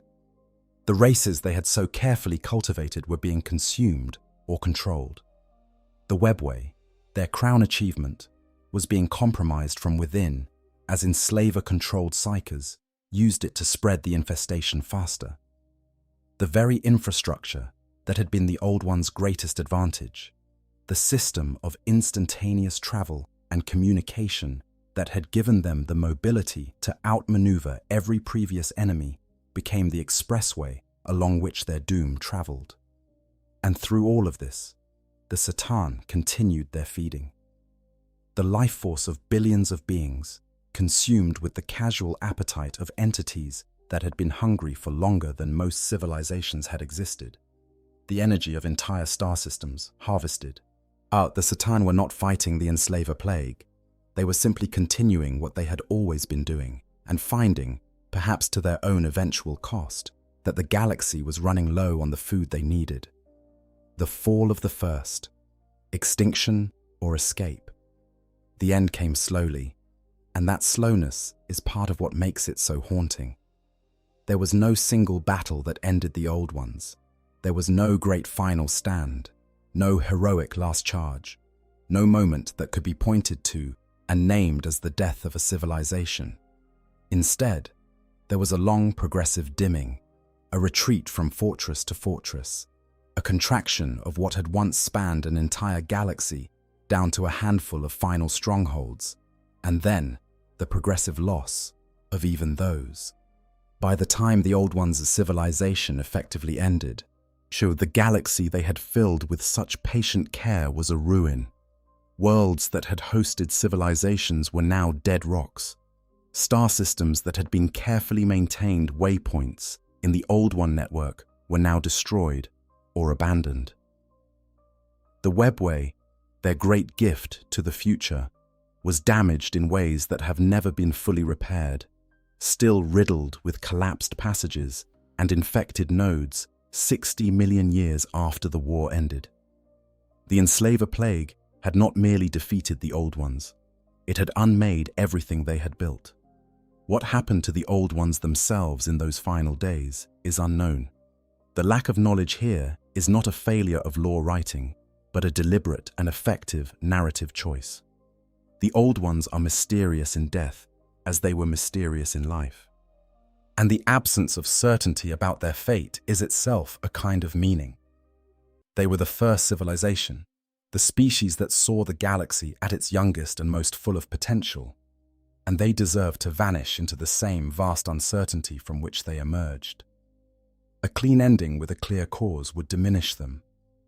The mystery is appropriate. Several possibilities exist within the canon, and the lore does not definitively choose between them. The most straightforward is extinction. The Old Ones were hunted down and destroyed, their last survivors consumed by the Enslaver Plague, or killed by Necron forces, or simply dying out as a population that had been reduced below the threshold for viable continuation. The Necrons, after overthrowing the Satan at the end of the war, entered the Great Sleep in their tomb worlds, choosing to hibernate rather than continue existing in a galaxy that could no longer feed their star god masters. The Enslavers eventually ran out of psychic hosts to convert, and either returned to the warp or died out in the material universe. And in that stillness, the last of the Old Ones, if any still lived, simply ceased. In this version of the story, the Gardeners of the Galaxy simply ceased to exist, their civilization and their species both swallowed by the catastrophe they had inadvertently helped cause. It is the most tragic reading, and arguably the most coherent one, because it emphasizes the completeness of the loss. Everything the Old Ones were, everything they knew, everything they had planned, gone, without remainder, without anyone left to carry it forward or complete what they had started. But the galaxy they left behind was not empty. It was damaged, yes. It was a ruin compared to what it had been. Millions of species were extinct. Billions of worlds were dead. The warp was permanently changed from the calm dimension the Old Ones had used freely into something hostile and dangerous, and full of entities that had no equivalent when the Old Ones first reached into it. The webway was a shadow of itself, its vast network full of collapsed sections and abandoned nodes and places where the dimensional engineering had failed catastrophically during the war. And yet, life remained. The Aeldari survived the Enslaver Plague, whether through their own psychic sophistication, or through luck, or through some intervention we do not know about. They were young, and they were damaged by what they had experienced, but they were capable of rebuilding. The Krork survived in diminished numbers, beginning the long, slow process of regression that would eventually produce the Orcs. The Jokaero survived as isolated populations scattered across the galaxy. The Slan, never as numerous as the young races, but deeply entrenched in their own separate worlds, withdrew and endured. Humanity, still in its earliest sapient period, continued developing on its unremarkable little planet on the edge of the galaxy, unaware of the cosmic catastrophe that had recently reshaped everything around it. The galaxy was empty of the civilization that had filled it, but it was not dead. And in the silence that followed the end of the war in heaven, with the Necrons sleeping and the Cetan imprisoned and the enslavers eventually retreating or dying off, something new began to grow. The Aeldari, slowly and painfully, built what would become the greatest empire the post-war galaxy had seen. They expanded the remnants of the webway. They developed their own civilization, their own art and philosophy and religion. They eventually forgot, in the way that all species eventually forget the specific details of their own origins, exactly what the old ones had been and what the war that ended them had truly cost. And then the Aeldari, in their own turn, made their own catastrophic mistake, and Slaanesh was born, and the cycle of creation and destruction that the old ones had inadvertently set in motion continued turning. A second possibility is flight. The old ones may have seen the end coming and chosen to leave the galaxy entirely, rather than remain to be destroyed. They had, after all, the most sophisticated dimensional travel technology ever built, the ability to navigate both the warp and the webway in ways no other species had mastered. If they decided the Milky Way was beyond saving, they could theoretically have departed for intergalactic space, or found some other region of the universe where they could survive and eventually recover. This interpretation has a certain melancholy logic to it. The gardeners leaving behind a garden they could no longer tend, taking what they could of their civilization and starting again elsewhere. A third and considerably stranger possibility, supported by specific fragments of lore, is that some survived and are simply hiding. The Xenology supplement, one of the more obscure 40k publications, but one that fans treasure for its density of bizarre lore details, contains a reference to the Old Ones being called the Old Gods, and describes a single survivor who hid away after the war ended and continued the old ways of tweaking, dabbling, poking, and prodding at the species of the galaxy. This survivor, according to the text, eventually departed into the warp after completing some unspecified project, and was there encountered by Slaanesh, who at the birth of chaos shattered this last Old One into millions of pieces that were sent scattering through the void. These fragments are identified in the text as becoming the Umbra, another mysterious alien species in 40k canon. But the more tantalizing possibility comes from the Hrood.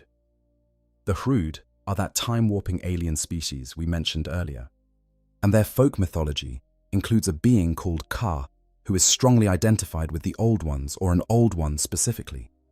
And according to Hrood mythology, Ka did not leave the galaxy until approximately 500,000 years ago, which is only 1/2 of 1 million years before the present 41st Millennium setting. If true, that would mean at least one Old One was still present in the galaxy long after the Necrons entered the Great Sleep, long after the Aeldari Empire rose and fell, watching and waiting and doing something the Hrood mythology describes as characteristic Old One work, the manipulation and creation of species. 500,000 years ago. That is within the era of early human sapience on Earth. It is within the timeline of the early Aeldari Empire. It overlaps with events that, in the 40k universe, are considered ancient history, but are not the mythic deep past of the War in Heaven. The idea that an Old One was still present and active that recently adds a dimension to the lore that is almost vertigo-inducing. And then there is Eldrad. Eldrad Ulthran, the ancient and controversial Farseer of Craftworld Ulthwé, is one of the most powerful seers in Aeldari history. He has foreseen events across the breadth of time with an accuracy that is documented and attested. And according to certain references in 40k lore, Eldrad has spoken of the return of the Old Masters, the beings who made the Aeldari what they are. The phrasing is deliberate. Old Masters, not Old Masters' ghosts. Return, not memory. The implication, if you take Eldrad at his word, is that the Old Ones are not extinct at all. They have been absent. They have been waiting. And at some point, they will come back. Echoes in the dark. The Old Ones' legacy in the 41st Millennium. The Old Ones are gone. But if you know where to look, they are everywhere. Every single major faction in the 41st Millennium carries their fingerprints. Every conflict, every tragedy, every moment of beauty in the grimdark universe can be traced back in some way to what the Old Ones built and what the war that ended them unleashed. Their absence is one of the most active presences in the setting. Start with the Aeldari, the Old One's most deliberate creation, and in many ways their most visible legacy. The Aeldari inherited the galaxy after the Necrons entered the Great Sleep. With the Old Ones gone, and the Necrons dormant, and the Citan shattered into manageable fragments, as the Aeldari found themselves in possession of the greatest civilization ever seen outside of the Old Ones themselves. They built on the webway, expanded it, made it their highway, and their refuge, and their home. They built craft worlds of extraordinary beauty and sophistication. They developed a culture of such complexity and richness that it makes the greatest human civilizations look, in the words of the lore, like cave paintings.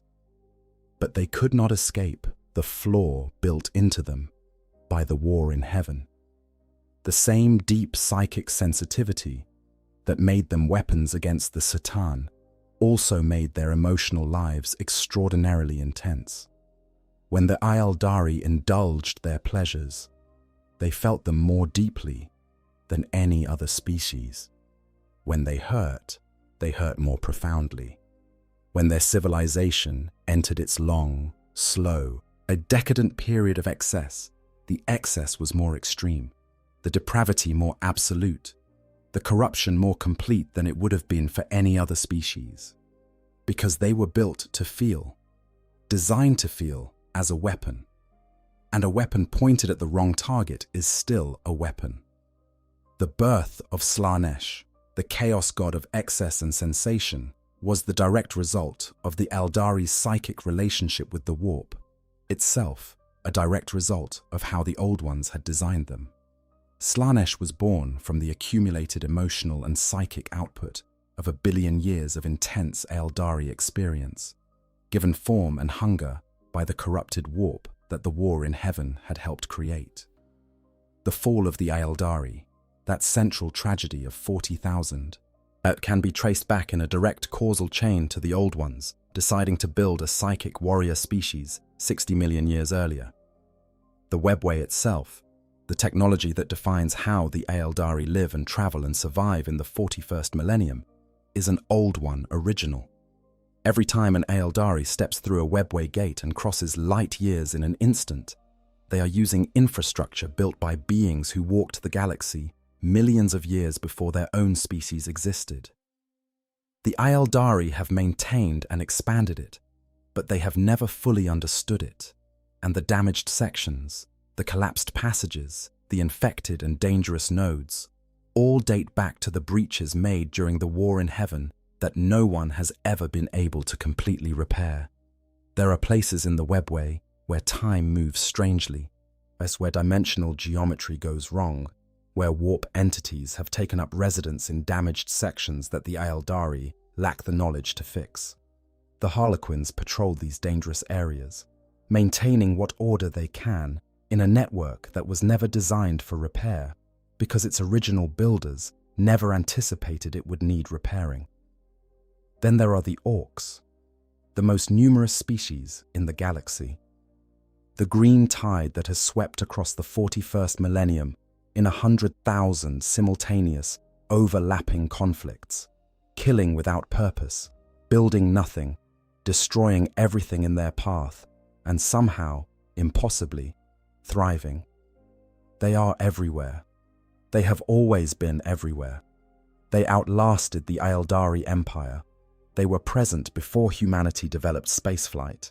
They will almost certainly outlast the Imperium. And their sheer indestructible persistence is itself a testimony to the quality of the engineering that went into them. Every orc that fights in the 41st millennium carries within its cells the encoded technical knowledge the Old Ones put there 60 million years ago. That knowledge has degraded over the millennia, simplified and coarsened through the long process of species regression and mutual slaughter, but it is still there. The mech boy who looks at a pile of scrap and feels the pull to assemble it into something that works is feeling the echo of Old One engineering instincts. The weird boy who channels an impossible surge of psychic power that reshapes reality around him is accessing the same Gestalt psychic field that the Old Ones originally designed as a weapon against the Satan. The orcs have no memory of the war in heaven. They do not know they were the Krork. Their oldest legends name their creators only as the Brain Boys, and those legends have degraded into rough origin mythology that even the orcs themselves regard with the casual irreverence they apply to everything. But the engineering is still running. The code is still executing. The weapon the Old Ones built is still doing what weapons do, shooting in all directions indiscriminately, maintaining its function in the complete absence of its creators. What the Old Ones would make of the orcs as they exist in the 41st millennium is an interesting question to sit with. On the one hand, the Krork regression represents a catastrophic failure of whatever civilizational context the Old Ones had intended for them.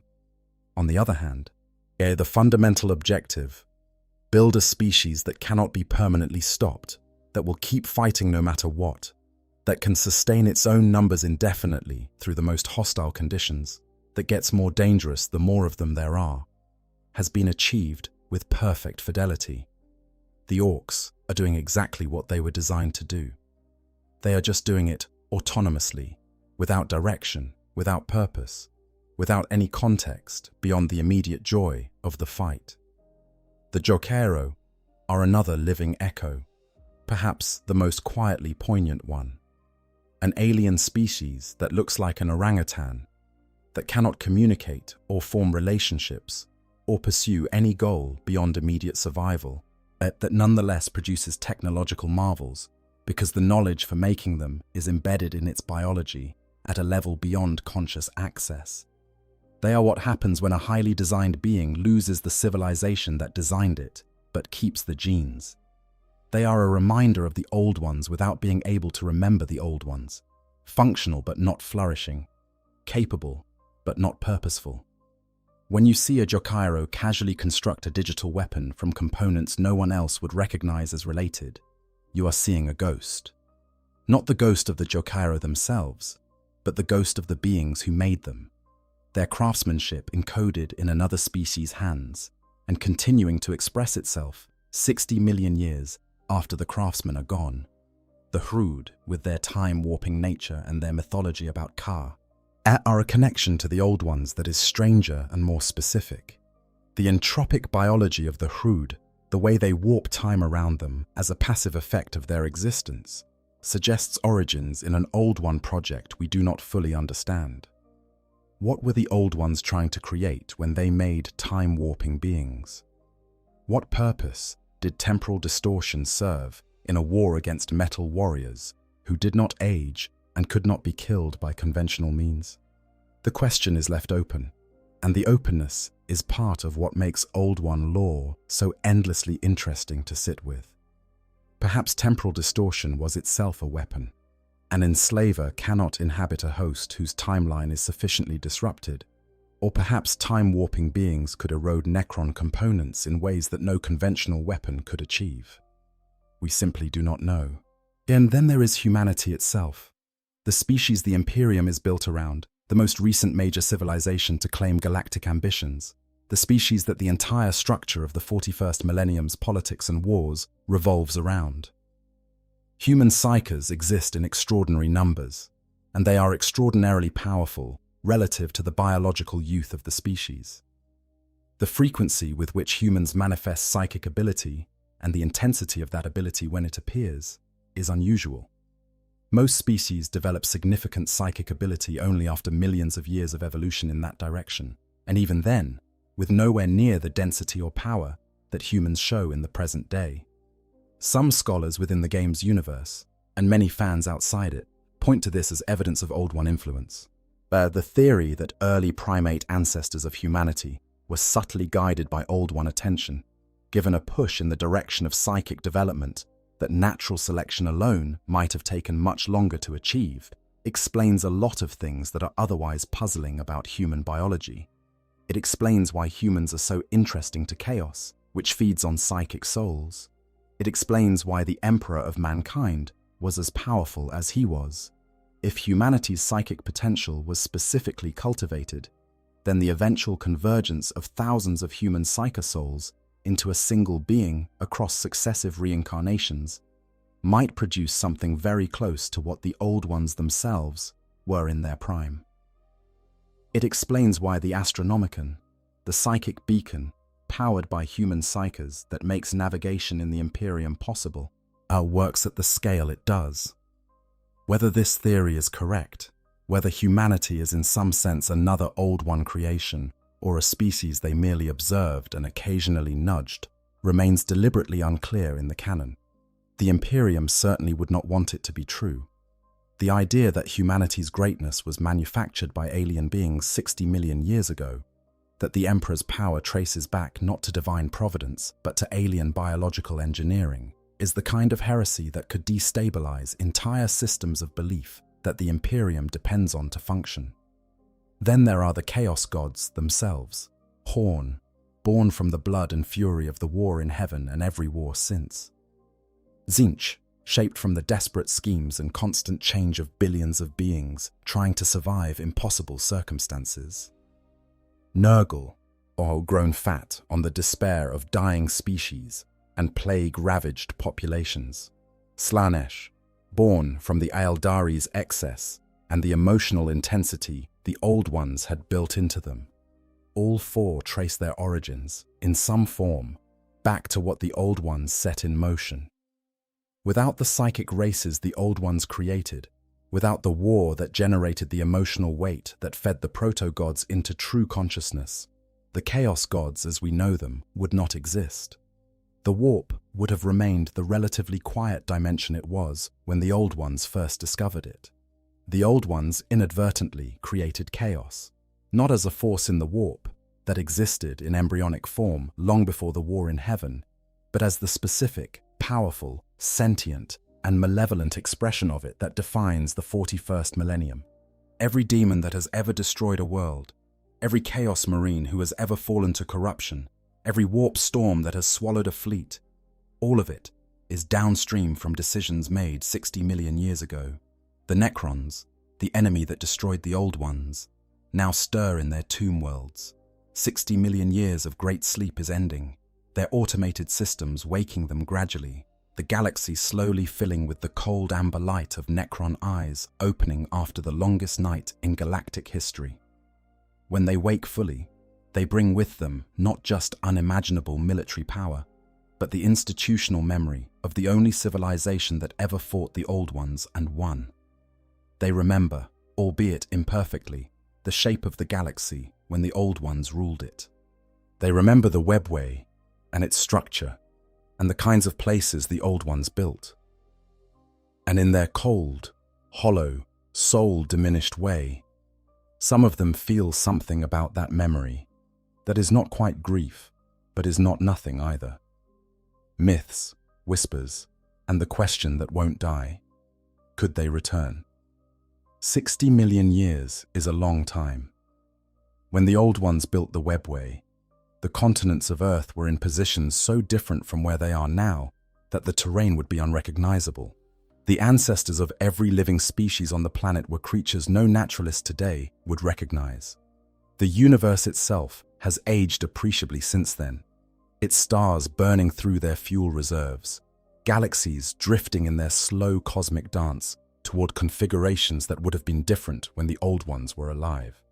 60 million years is a long time for a civilization to stay dead, or to stay hidden. The evidence for Old One survival, scattered across the most obscure corners of 40,000 lore, is circumstantial, partial, and deeply uncertain. The lore itself is careful not to confirm anything, but taken together, the fragments form a picture that is at least worth contemplating in the dark, quiet hours of a long night. The Hrood and the being called Ka, the xenology survivor who lingered until Slaanesh's birth. Eldrad's predictions about the return of the Old Masters, the pristine state of certain ancient structures that should not, by any reasonable calculation, have survived so long without maintenance. The fact that the galaxy has continued to be shaped by processes and patterns that look, to scholars who notice such things, like they might be intentional. Let us spend some time with these. The Hrood mythology about Ka is perhaps the most specific of these fragments. According to the Xenology supplement, the Hrood have a folk tradition about an ancient being connected to the Old Ones, or the Old One tradition of creation and manipulation. This being Ka is said to have remained active until approximately 500,000 years ago, continuing to work on the kind of projects the Old Ones were known for: the tweaking of species, the engineering of biological systems, the subtle guidance of developing civilizations. 500,000 years ago is, by any measure, recent in Old One terms. It is the merest blink of an eye compared to the 60 million years since the war in heaven. If Ka is authentic as a historical record and not simply mythologized folk memory of the war in heaven itself, then some version of Old One presence persisted in the galaxy until a period that is, cosmically speaking, almost contemporary. 500,000 years ago, in the 40k timeline, the Eldari Empire was in its early period of expansion. Humanity on Earth was in its Upper Paleolithic period, just beginning to develop the cave paintings and rudimentary culture that archaeologists would one day study as the first expression of modern human consciousness. The galaxy was, from any outside observer's perspective, alive and active and full of intelligent species going about the business of building their civilizations. And somewhere in that galaxy, something called Ka was still watching, still working. Yeah, still doing the things the Old Ones had always done. That patient, quiet management of life's development that was their oldest and most fundamental identity. Not in the open, not announcing itself, not claiming the role the Old Ones had once played when they were the acknowledged masters of the galaxy, but present, still caring perhaps, still tending the garden in whatever way one individual or one small remnant could manage. What that presence was doing for 59.5 million years between the end of the war and this period of comparative recent activity is a question the lore does not even try to answer. But the possibility is extraordinary. It means the Old One's story did not end with the war. It continued, quietly and invisibly, in the margins of a galaxy that had moved on to other dramas. The last member or members of the first civilization maintaining a kind of private vigil that no one else knew was happening. Watching the Eldari rise, watching them flourish, watching them fall toward the catastrophe that would birth Slaanesh. Perhaps trying, in whatever small ways remained available to a diminished survivor, to guide things toward a better outcome, and failing, as everything has ultimately failed in the 40k universe. But trying. The Xenology survivor and the Umbra theory add another layer still.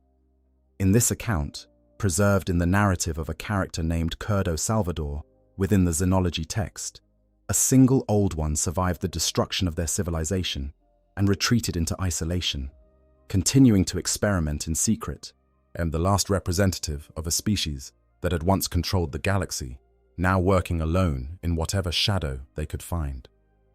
This being continued the old ways, tweaking, dabbling, poking, and prodding at the species of the galaxy for an extended period before finally departing into the warp itself. And there, the newborn Slaanesh found them and shattered this final Old One into millions of fragments that were scattered through the cold void. Those fragments, according to this reading, became the Umbra. The Umbra are one of 40k's more genuinely unsettling minor alien species, beings of shadow and crystallized darkness, able to drain the light from environments and from living beings, lurking in the darkest and most isolated places of the galaxy. They are not well understood. Their origins are not officially explained. But if the Xenology theory is correct, then every Umbra encountered by an Imperial Inquisitor or a lost exploration team is a fragment of the last Old One, shattered by a Chaos God, who was herself ultimately a downstream consequence of the Old One's own work. It is a circle of tragedy that is almost perfect in its completeness. The Old Ones made the Eldari. The Eldari's psychic nature, designed for war, created the conditions for Slaanesh to grow. Slaanesh destroyed the last Old One. The pieces of that Old One drifted through the galaxy as shadows, haunting the margins of a universe their maker once held in careful hands. Then there is Eldrad, and I want to spend a moment here because Eldrad Ulthran is not a being who deals in vague metaphor or imprecise language when it comes to matters of genuine consequence. He is the most gifted seer in Aeldari history by any reasonable measure. A being whose prophetic accuracy across thousands of years of documented action is extraordinary. His predictions have guided Craftworld Ulthwé through crises that would have ended lesser Craftworlds entirely. When he speaks of things to come, the galaxy's other major civilizations tend to pay attention whether they want to or not. Eldrad has spoken of the return of the Old Masters. That phrase, the Old Masters, is not how the Aeldari typically refer to the Old Ones in general cultural discourse. The Old Ones appear in Aeldari mythology as godlike creator figures, as the beings who gave the Aeldari the webway and the seeds of their civilization.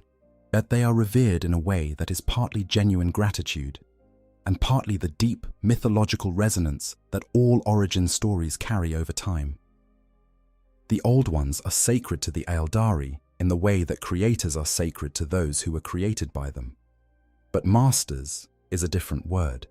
It carries specificity, authority, an ongoing relationship of guidance and direction. You call someone a master when they are still in a position of mastery over you, not just when they once were.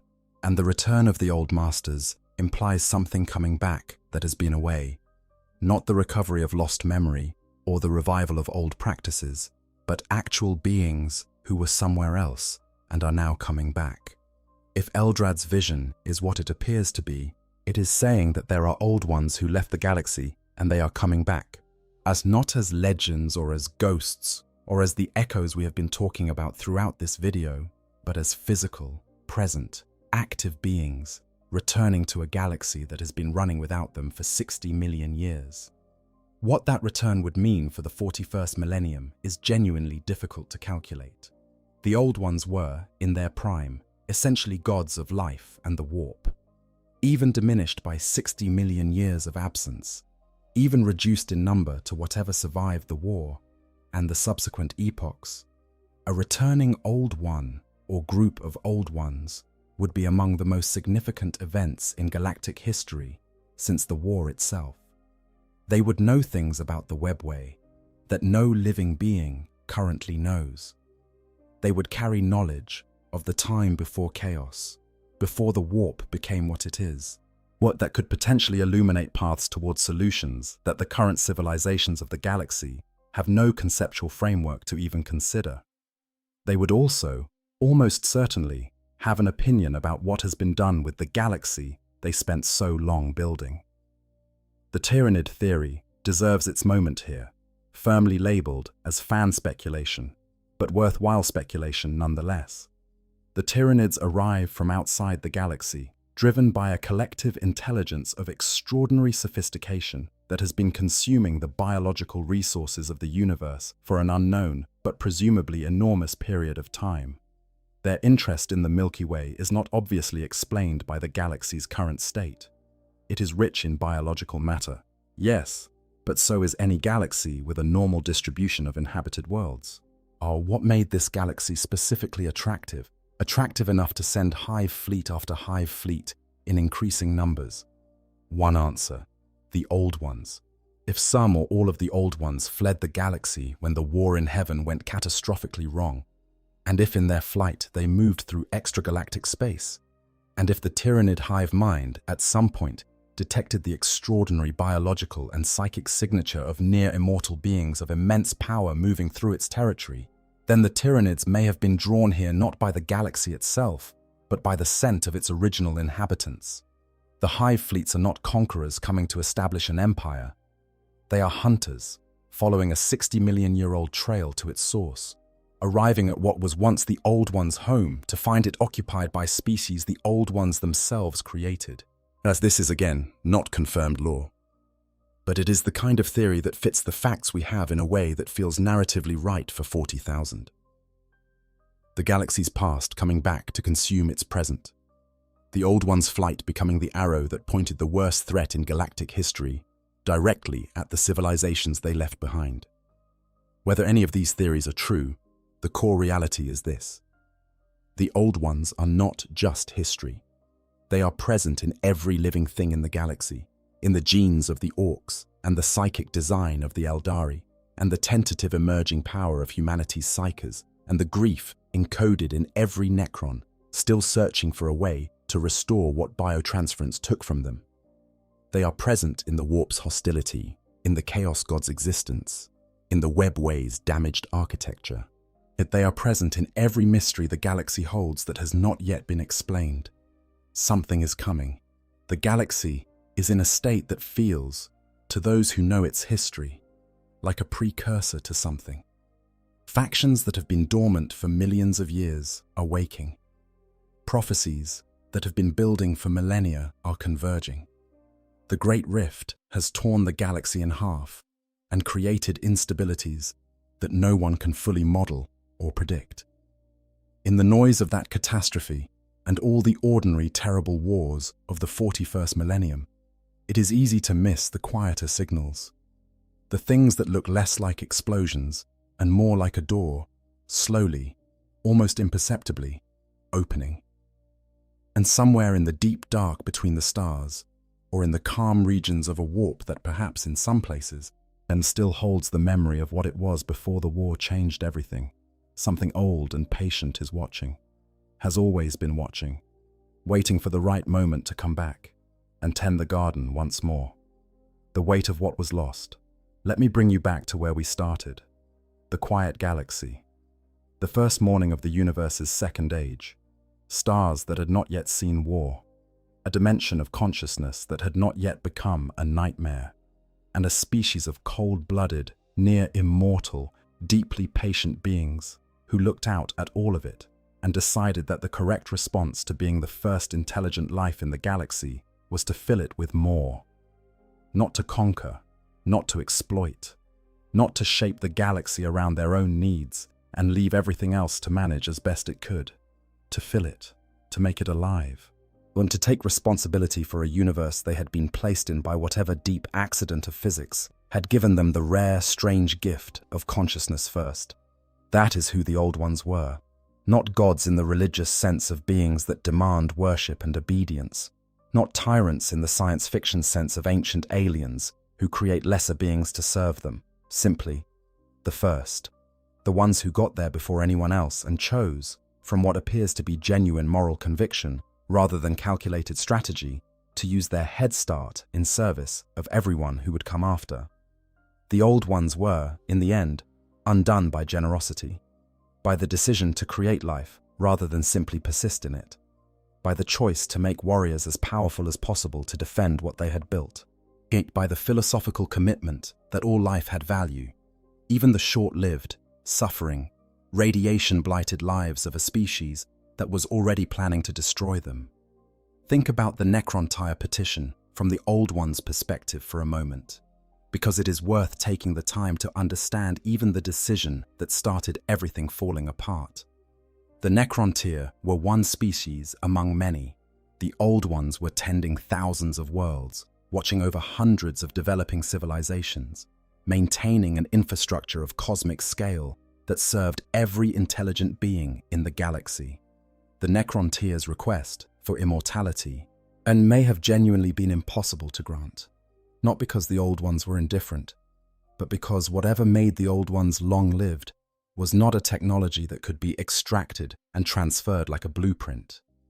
You cannot give someone your immune system. You cannot teach your kidneys to another species. And the Old Ones' near immortality may have been as fundamental to their nature as that. If that is true, the refusal was not cruelty, it was honesty. And the consequence of that honest refusal, compounded by the Necron-Tyre's inability or unwillingness to accept it, was the war in heaven, the enslaver plague, the death of the Old One civilization, the permanent corruption of the warp, and ultimately, every dark thing in the 41st millennium.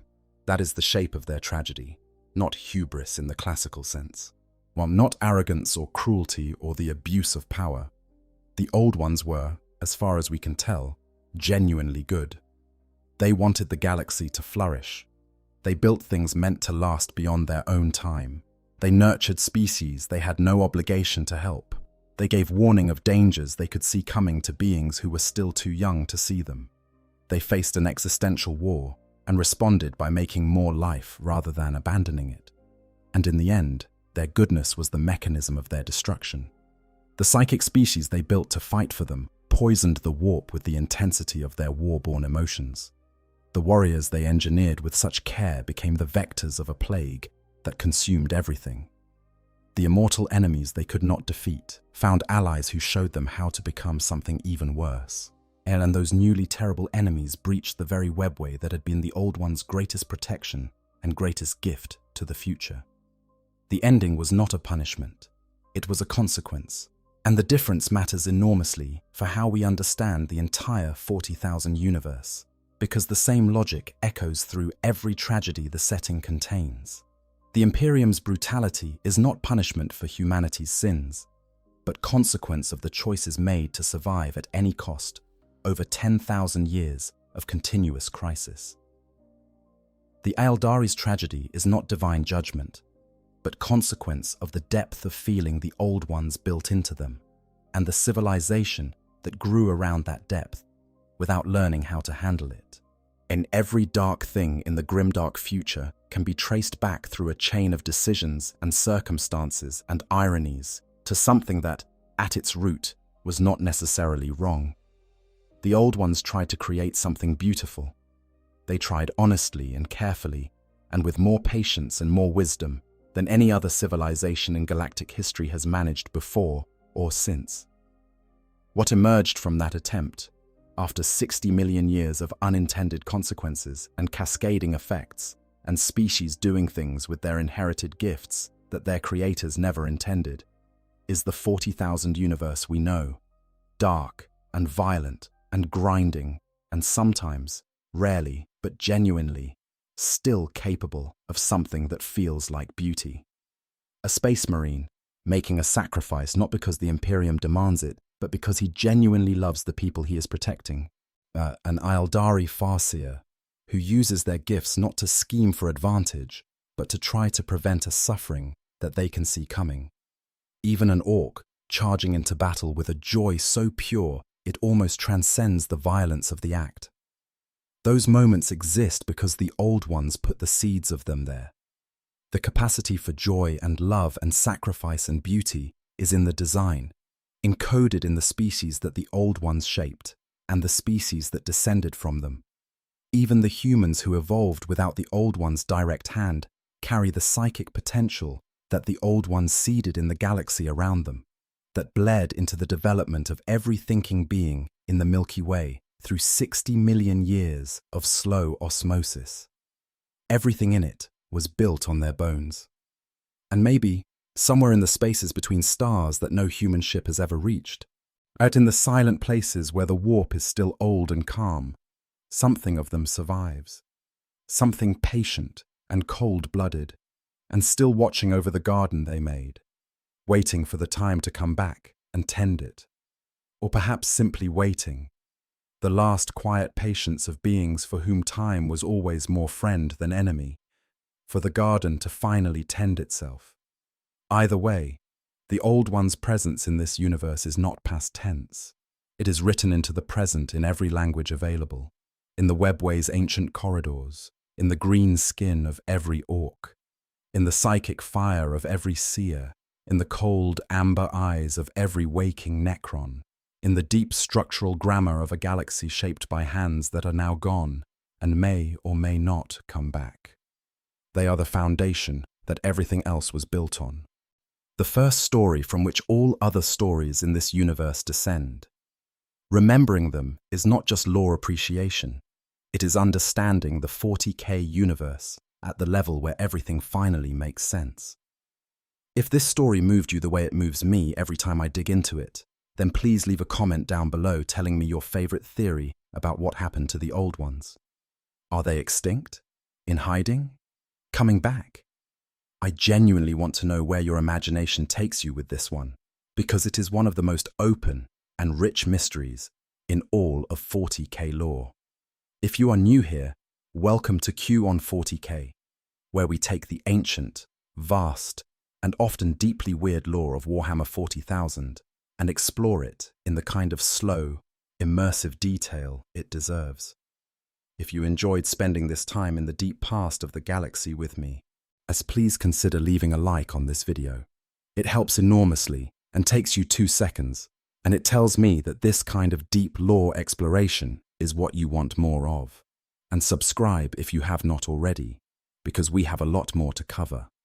The Aeldari, the Necrons, the Satan, the specific stories of beings like Zarek, the Silent King, and Eldrad Ulthran, and the mysteries of the Black Library. All of it is coming. All of it connects back in one way or another to what we talked about today. The old ones began everything.